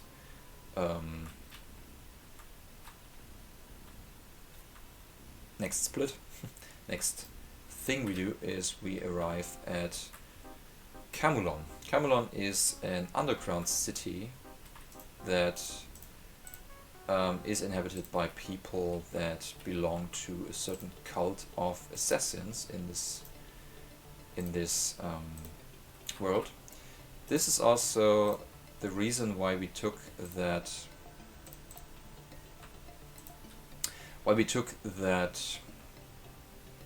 healing potion, because we have to revive Harriet, because we have to cast a recuperate to prevent this everyone is getting tired message from appearing. But we also have to revive Harriet, especially Harriet, because we need her to open these caves with her amulet. Otherwise we would not be able to get in there. So now we have to make sure that everyone lives, I believe. Sometimes this enemy is somewhere else, so that you can just run around him, but sometimes he's just there. So, strong enemies here. Crondir 2, there's not a third tier of Crondir, only 2 tiers, and that happens to some of the enemies. Skrins and Crondirs are 2 tier enemies, all the other ones are 3 tiers, I believe. Not sure if this is right or not. So let's save the game, because we have to head back to a place where the game tends to crash. Also, screen transitions are scary. There's a lot of stuff that is scary in this game, I think. So, let's see.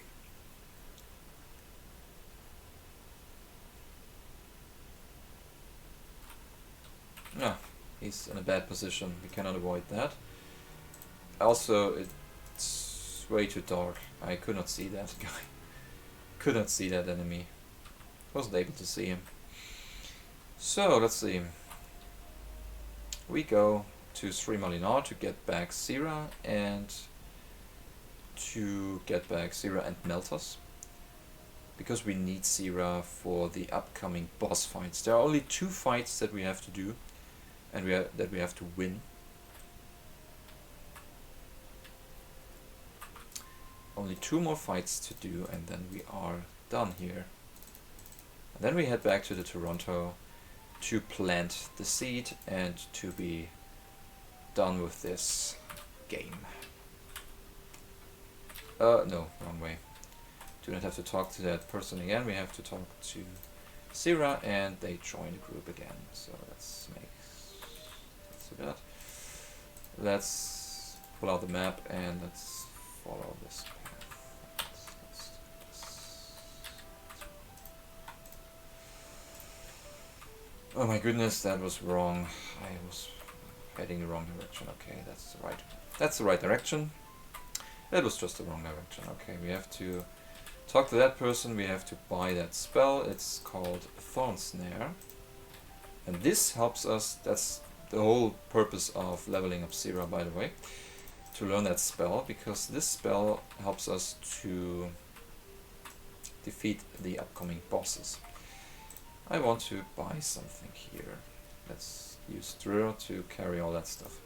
Let's buy magic potions, like all of them. Let's also buy blue potions. Let's buy turquoise healing potions, because we need them. And let's buy a bunch of these potions. Okay.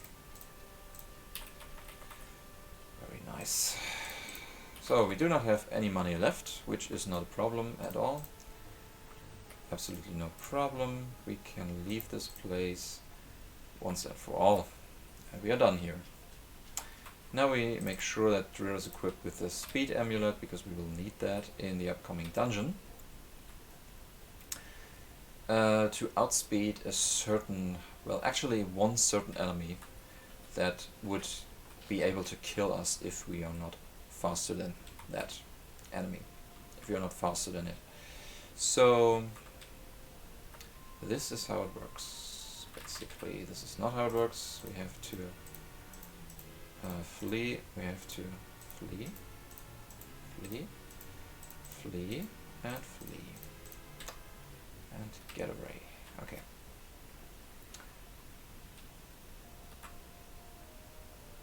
I would say no more encounters, but that would be a lie. There are a couple of encounters left.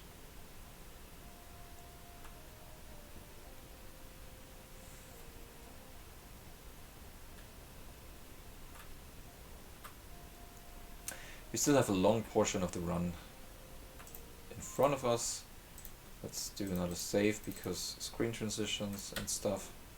Do not want to start over, really don't want to.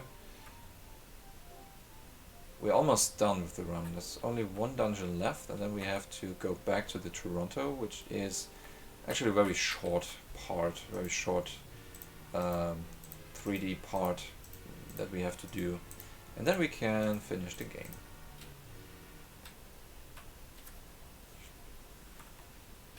The funny part, or the funny thing of this game, is that the actual real final boss is... You do not really have to fight that boss. You do not have to do anything to defeat it. You just have to wait. And you will see what I mean when we got there. As soon as we get there. So, let's use a magic item. No. Let's flee from battle. Let's do that. Let's go to the Kanget people, the assassination cult that basically kills people. So you can hire them to kill people. That's what happened in the beginning of the game, where this Iskai person was shot by one of these guys. It was a Kanget person who killed that person.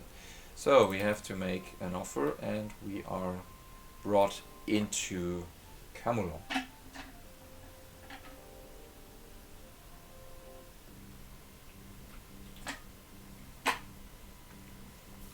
Welcome to Camulon.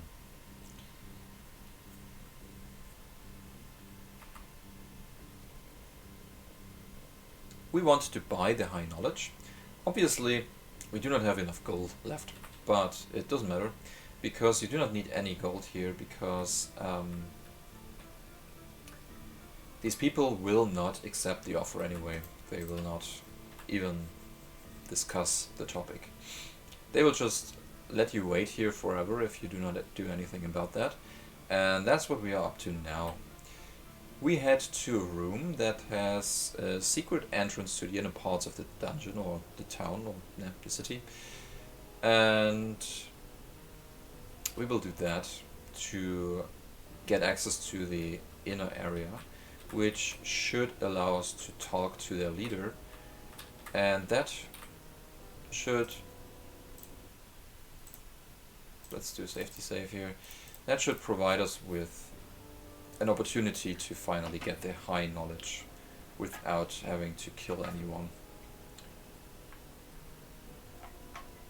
It turns out that this is not as easy as we think it is. But for now we just have to wait here. Because there's a person sitting down there on a table, and this person has to leave. Otherwise we would not be able to hit the hidden switch. There's another person here that is not supposed to happen. Go away, please. And take your friend with you. Please. Oh my goodness, now it's 2 people. What is happening here? I don't know what happens. Can you please leave, both of you, all of you, please?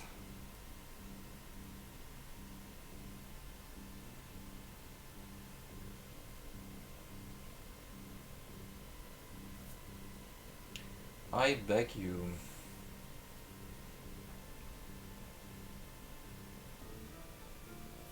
Oh. He was heading towards the exit, but no, he turned around. Please, no. He gets into a glitched state where he melts with the table, and I think it's random how this guy behaves, but somehow at some point after a couple of hours he will eventually leave this place, hopefully.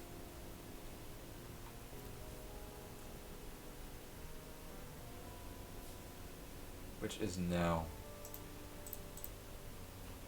And now we have to wait for this other guy to get out. Okay, this is basically killing the run. Why is this guy entering this place? It's never that never happens. Please leave. Thank you. Oh my goodness. That was very yeah, strange behavior. So obviously it's not that easy to get into the inner parts, because these hallways are guarded by people, and they caught us and want to throw us into prison, which they do. And I forgot to split. So what happens next is we have to escape the prison. We have to make Drew leader of the party, and we have to find a key, and we have to get into the inner parts, which is a 3D dungeon that takes a lot of time to beat and is a lot more complicated than everything that we just saw. So first of all we have to flee from battle. Drew has to survive that. Drew is the only one who will finally get through that dungeon. All the other people are supposed to be dead. And we have to find that key before we leave here. Can you please do that? Can you please? Have to get that key here. The other items we do not need. We have enough potions and stuff.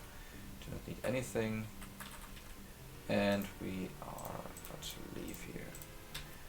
Very hard to squeeze through all these enemies, but now we are good to go.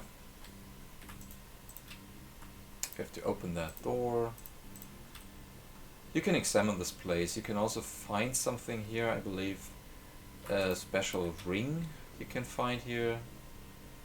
And you can also find a lot of cursed items here in this dungeon. And as I said, it's a very long dungeon, so that's actually not a big problem for it to be long and complicated, but the real fun begins when you recognize or you notice that you cannot leave this place to just bring your loot somewhere and to save and heal. You do not have access to a healer here. Now the flame follows us, we have to step here, wait for it to spawn. Okay.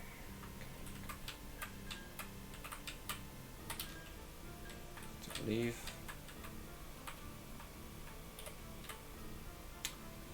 Okay, I have to focus now a little bit, because this part is rather hard to do, because the only thing that you do is you move in a 3D environment, as you can see, and you get attacked all the time, and you get distracted all the time, and you get turned around and all that stuff. And now we have to go this way, and we have to go this way, and we have to make sure to save here, because this is the hardest part of the dungeon. This is the hardest part of the dungeon, and I will potentially mess that up if I try and do this not in the right order. What am I doing here? Okay, I think I got it. Have to do this. Yes, yes, yes. Probably. Can I do that? Okay, do that. Please do not die.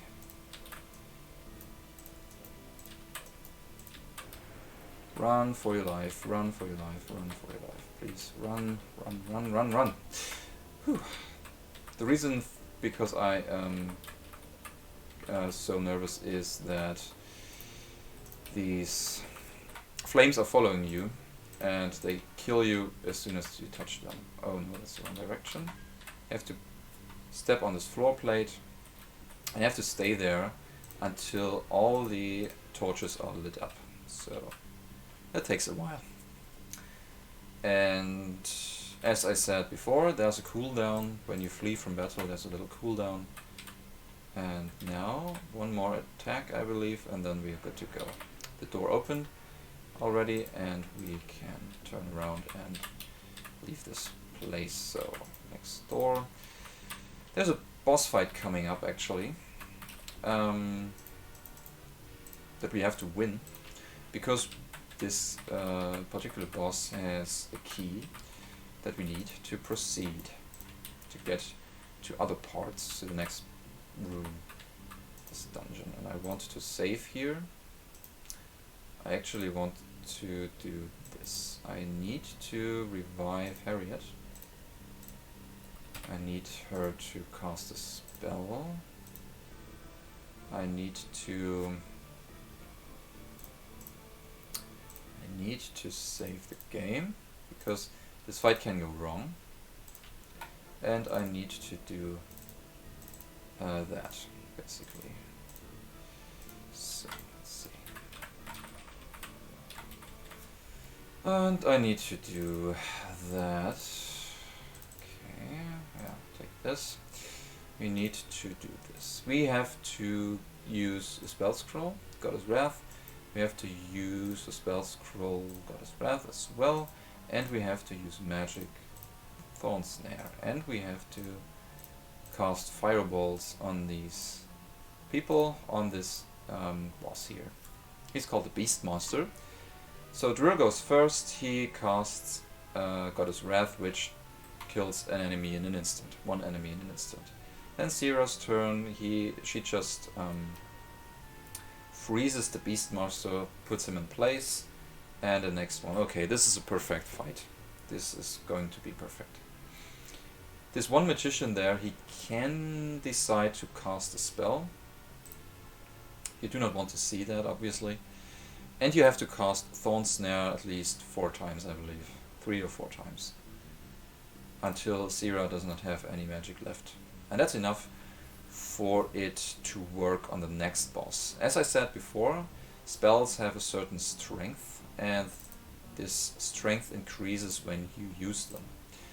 As the more you use a spell, the more the more powerful it becomes, and we still have to fireball that guy.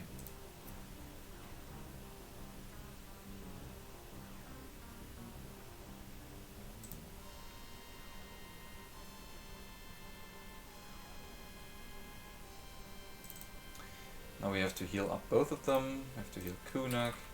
We have to heal, come on, Meltus. And we continue fighting. So this fight is pretty easy because it doesn't change. It's always the same, except that this one magician that we did not kill with the Goddess Wrath spell, that this one guy is able to cast a spell on us that would kill us, probably. Not entirely, it would not kill our entire party, but it could potentially kill Meltus. And without Meltus this fight takes a little bit longer. That's just the reason why we want Meltus to be alive. And I think he's about to die now. Nope, it's not quite there. But we do not have to worry, we have enough spell potions, that's enough. Okay, good to go.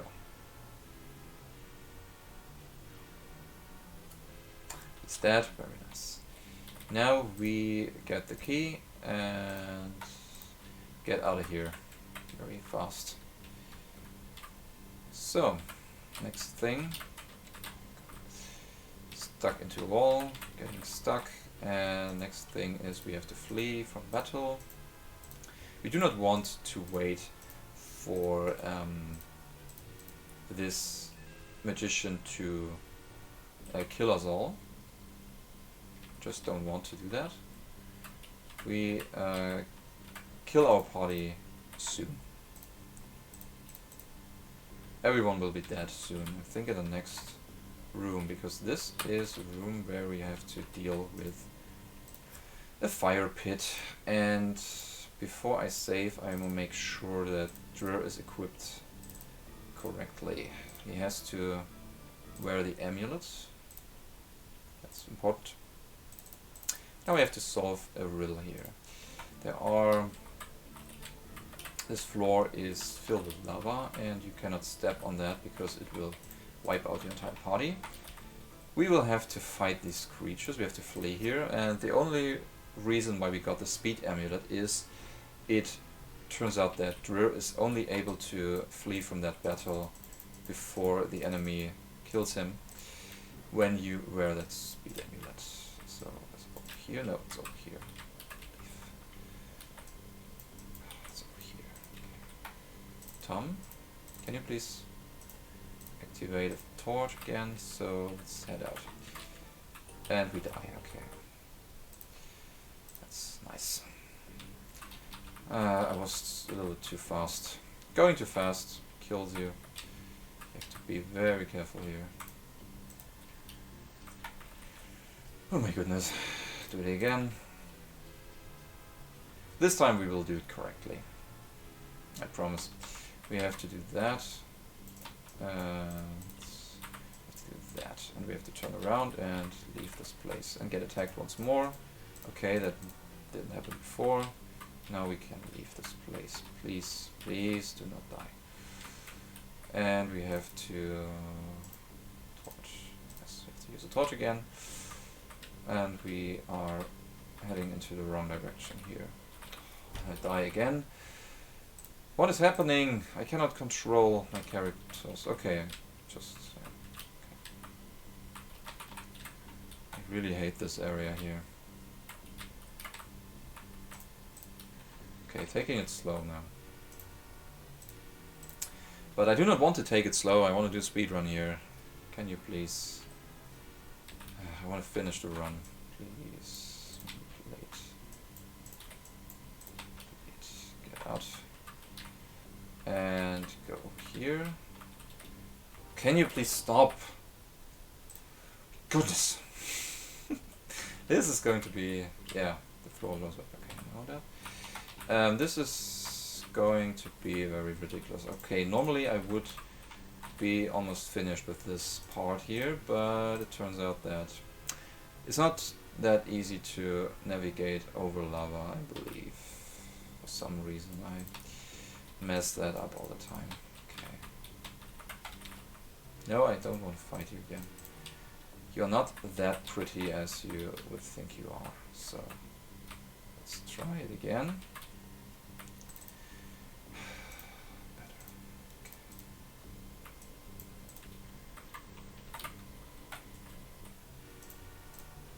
I didn't want to run into these enemies, but I actually wanted to run in this corner here.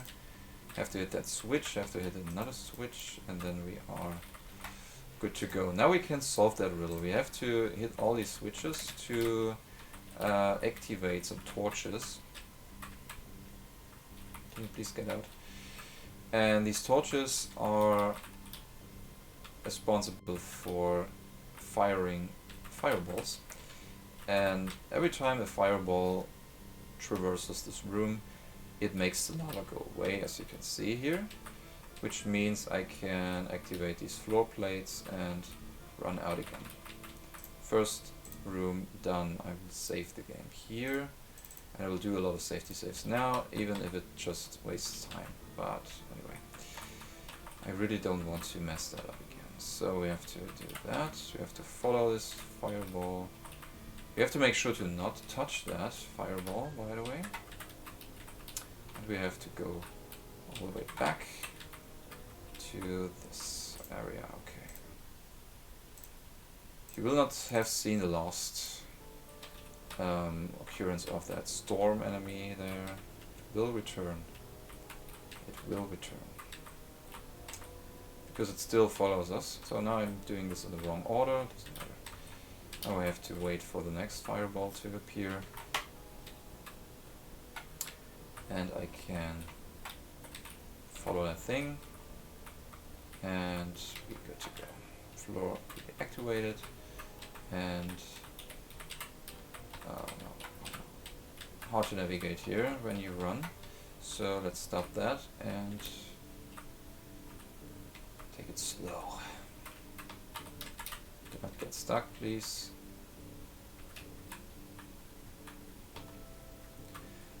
Whew.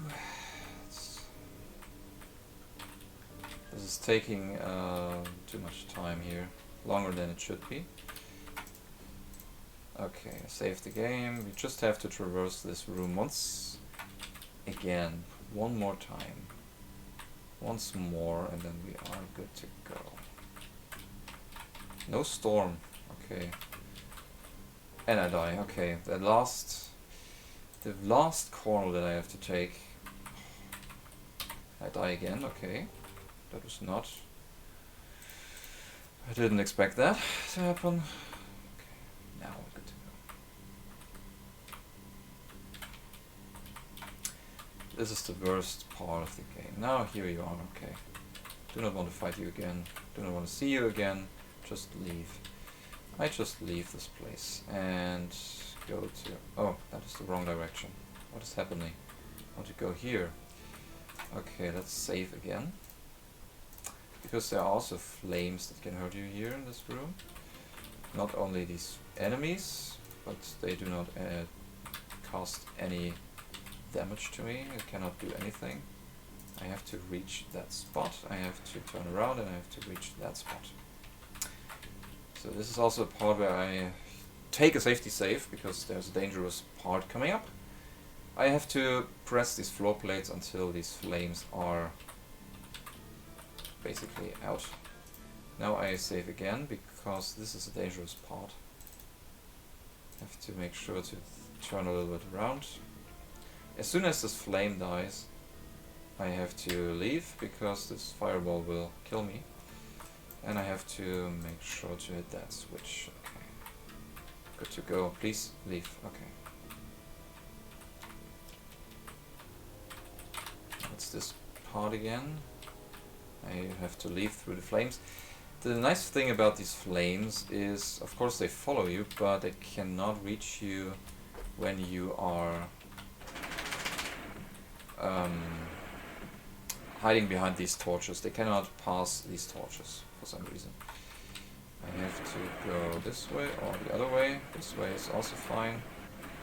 To go this way, I have to light up a torch again. Insanity. So they come from behind, I believe.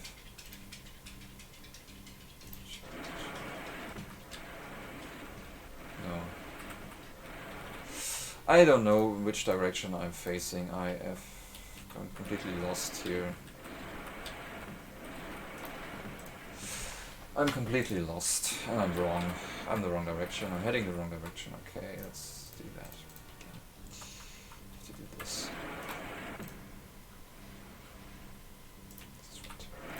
That's the right way.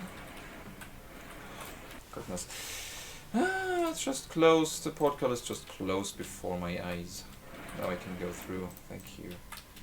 Have to leave there. Have to... Do not have to do anything with the flames. I just have to hit that hit switch here. And be good to go. Of course, attack me. And then I have to go through here. I have to go through here.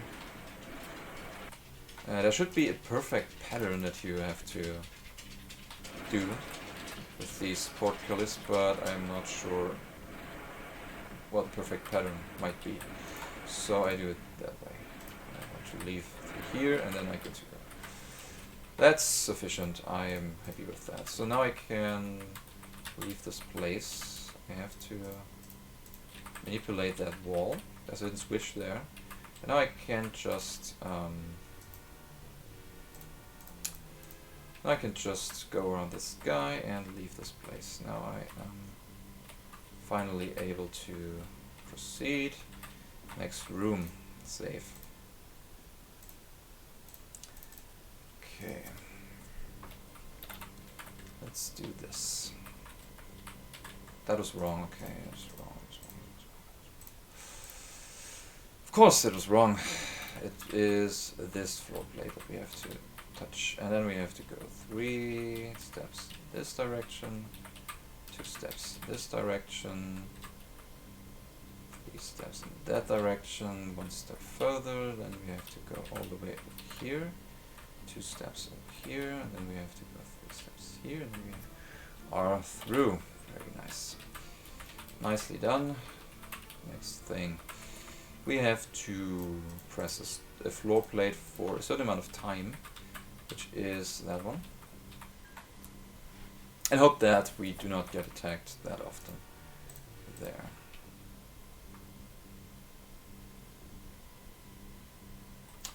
After a couple of seconds, this portcullis will open.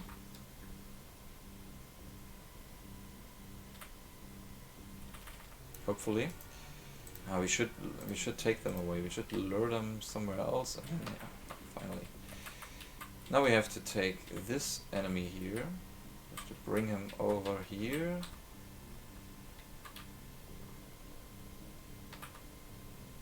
So now he attacks us, and we can get around him with ease and get into this room. Hopefully he will not follow us in here, because he will just disturb what we have to do. Obviously it's not dying, but anyway, we have to do that. Cannot squeeze around that, okay. You have to hit that floor plate in order for this torch to traverse the room. And while it does that, it has to touch all these fireballs, and then we have to touch it again. And we have to step on this floor plate until it turns gray or something. It does. Then we have to step on this floor plate here. Hopefully we can make it. Obviously, very nice. That was fast. Now the wall collapses. We have to go over here, here and through that door. Too far away. I have to go through that door. I have to go through here. And then I have to follow the path around that room. There's a huge room here that you can traverse, and you have to find certain things here. You have to you can find treasure here, a lot of stuff, but what you are supposed to do is you are supposed to run through these rooms and find the exit. Do I run back? No, I'm not running backwards. I'm running forward. Okay, we're almost done here with this section. Almost. Come on. Okay. We have to go here. We have to go through here. Then we have to go through here, which is not as easy as it looks like. Okay, we have to go here. Here, this way. It's blocked. No, it's not. Okay, then we have to go through this door over here. I believe that's correct. Yep, I'm very sure that is correct. Now we have to. Oh god, no. Oh god. Almost died here. So, we're done here.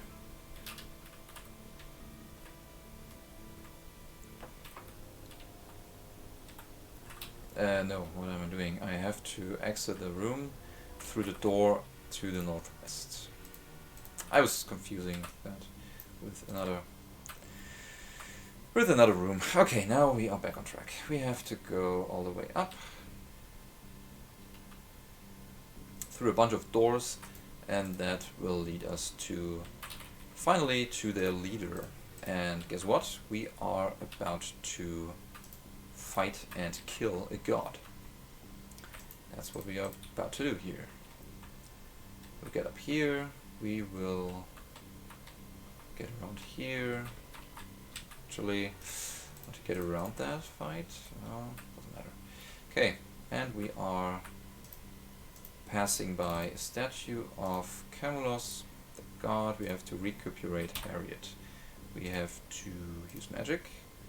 We have to do that. We have to do this. Maybe still.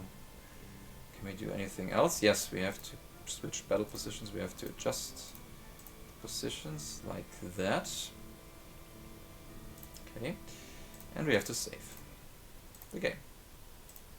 And we are about to enter that fight. Hopefully I did not forget anything. So we have a bunch of healing potions, a bunch of magic potions. That's the most crucial part. And this other guy entered the room again. Also very cool. He followed us into this room. Hopefully he does not join the battle. That would be pretty bad. So this battle is about to be a little bit scripted. Hopefully it goes the same as it's supposed to be. But that's not guaranteed. So we can get pretty bad luck and bad behavior of Camulos. Camulos will be our next enemy.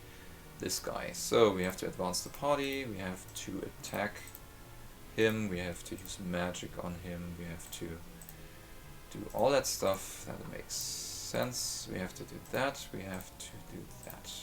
And hopefully he will not cast a spell. Very nice. Okay, Camulos behaved. He did not troll us, and that's good. Of course, obviously we sacrifice our characters here.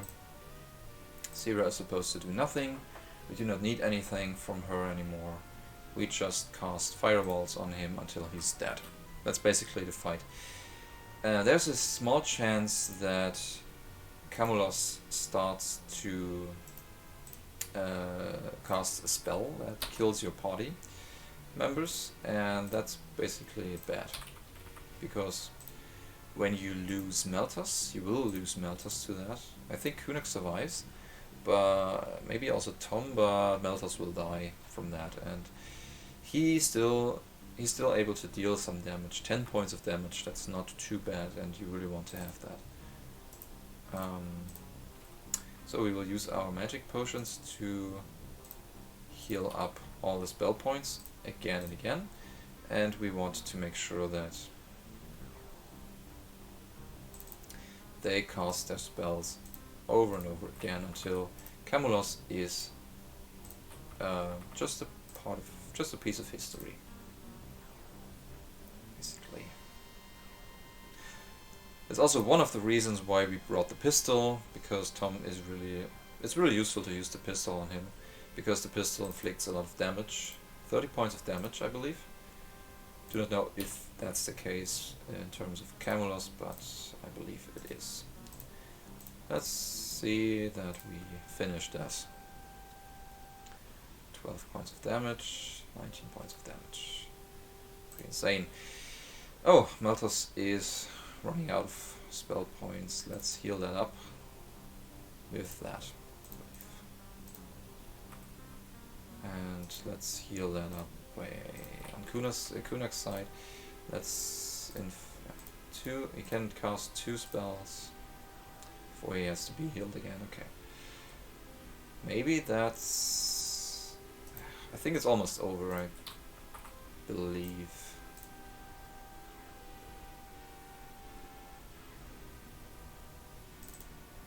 We have to heal that up again. We brought enough spell potions. No problem, not a big deal. Also, we have to use Thorn Snare, obviously, because he can kill every party member with just 1 shot. So we are highly, highly, highly under-leveled at this point. We wouldn't stand a chance, not even the slightest chance. Not even a little bit. So we really have to make sure that Zero has Thorn Snare at hand. So that's Camulos. And we are done here. Grab the High Knowledge, and we're good to go. This guy is still running around for some reason. And everyone is shocked that their leader is dead, so they give us the High Knowledge and kick us out. And we are very glad that we are out of this. Kunak is some kind of traitor. He only wanted to get in there to take some revenge or something, and we do not want that, so we kick him out. The real reason why we do not want Kunak to be around anymore is we need that free slot in our party for our next party member, which will be Joe. So we have to go to the Chicantos place. They have to create the seed now, finally, with the 2 pieces of knowledge, the metal making knowledge and the high knowledge. So there's a nice little cutscene where they create a seed, and you get to see nice artwork there. Pretty cool. Pretty cool pictures in this game. Pretty cool artwork. So yeah, everything is ready. We have to make sure to talk to Joe as soon as the cutscene ends, which is now. I have to make sure to talk to Joe, thank you. And we want to Joe to join us, and now we head to the Toronto once again, and yeah, for the last time actually. We have to leave this place, and we have to go through the rock tunnel again and reach the Toronto. And this run is going to be over pretty soon, I believe. I cannot compare that. I could compare that. No, I can't.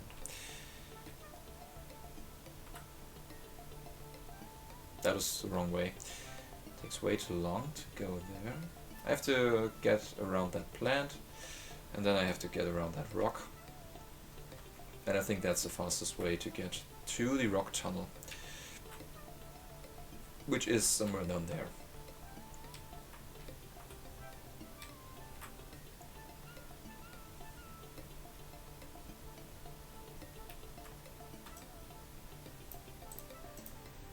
Let me just save the game, because I really don't want the game to crash now.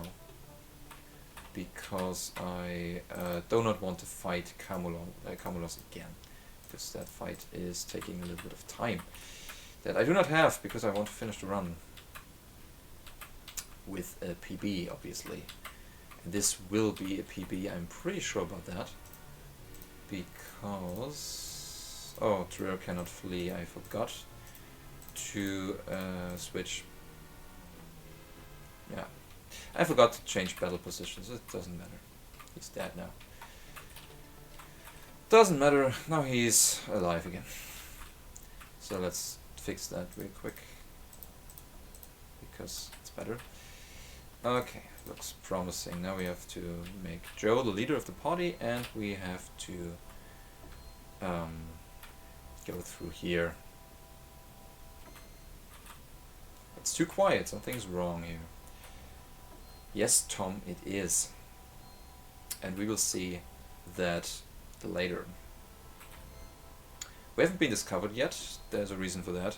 They're all waiting for us, and they are expecting us to come down there and to touch one of these consoles to do forbidden stuff, like implementing some or transmitting some documentary that Joe has been recording, or was recording on his time back on the planet. So now we get attacked. Luckily enough, there's a glitch in the game where we can just avoid the fight. We have to save the game here. Let's do another save, and we have to load that save. And then we can just pass these guys and continue. So we do not have to fight there. We are basically escaping the fight again. So we have to enter a number here.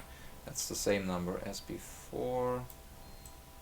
Almost. It's 1712. We already knew that. And we are down to the service panel. Get attacked by a bunch of robots here. Make everyone flee. Please, mouse, do your stuff. Okay. These robots are not too dangerous, and they also cannot kill my party fast enough that it would make sense to get everyone killed. But it also is not necessary to get everyone killed. It's not a good idea, because you will face a little boss here that is hard to survive with only one character, because you have to be very fast for that. Okay, do not want to die now. Please do not die.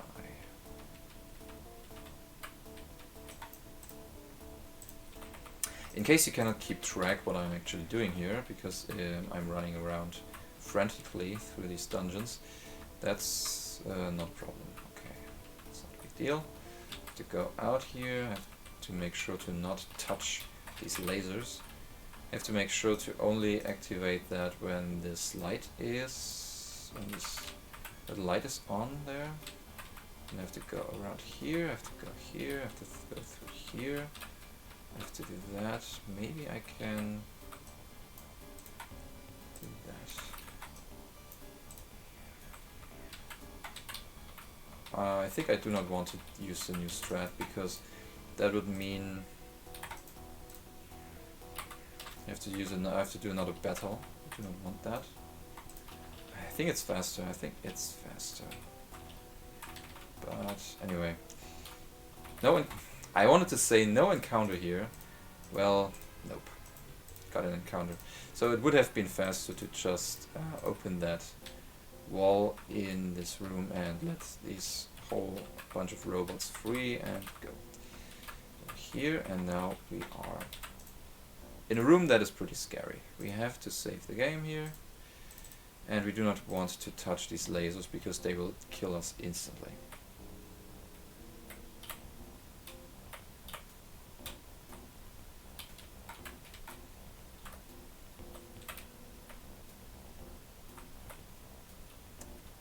Taking it slow here. Next thing is there's a fight coming up. The AI body, and we do just flee. Yeah. We cannot defeat this guy, we do not have anything that could kill him or hit him anyway. So we do just that. We flee from battle. And we head on to this room here. We have to take our time to hit or to press up floor plates, run around and do that. That is the wrong order, I think, because if I would press this one before, I would make sure to open the door. Okay. Now we can enter this room here. And we are almost done here. We can have a little discussion here.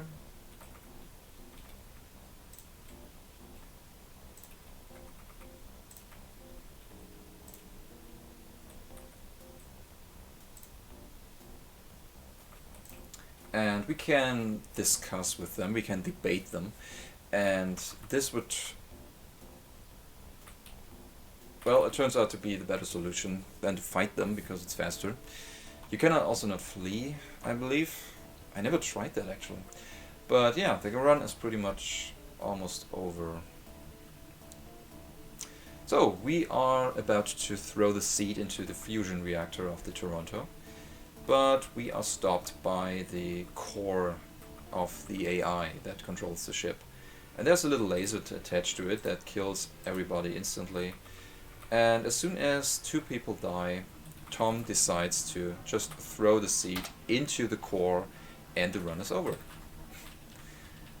Very nice PB. Sub 2 hours and 30 minutes. That was the goal actually. And I saved a lot of time because I was not doing stuff over and over again like last time. There was a part of the run that I did twice, with resulted in me losing 20 minutes or something like that, and also a couple of other, bunch of other stuff that has been going wrong or something like that. So pretty happy with that. Sub 2.5 hours. It's pretty nice. Also my sum of best is pretty low. Okay, I can get lower than that. And the ultimate goal for this run to be is about 2 hours long. So this run should not be slower than 2 hours or something like that. At least my sum of best should be something around 2 hours. That would be optimal.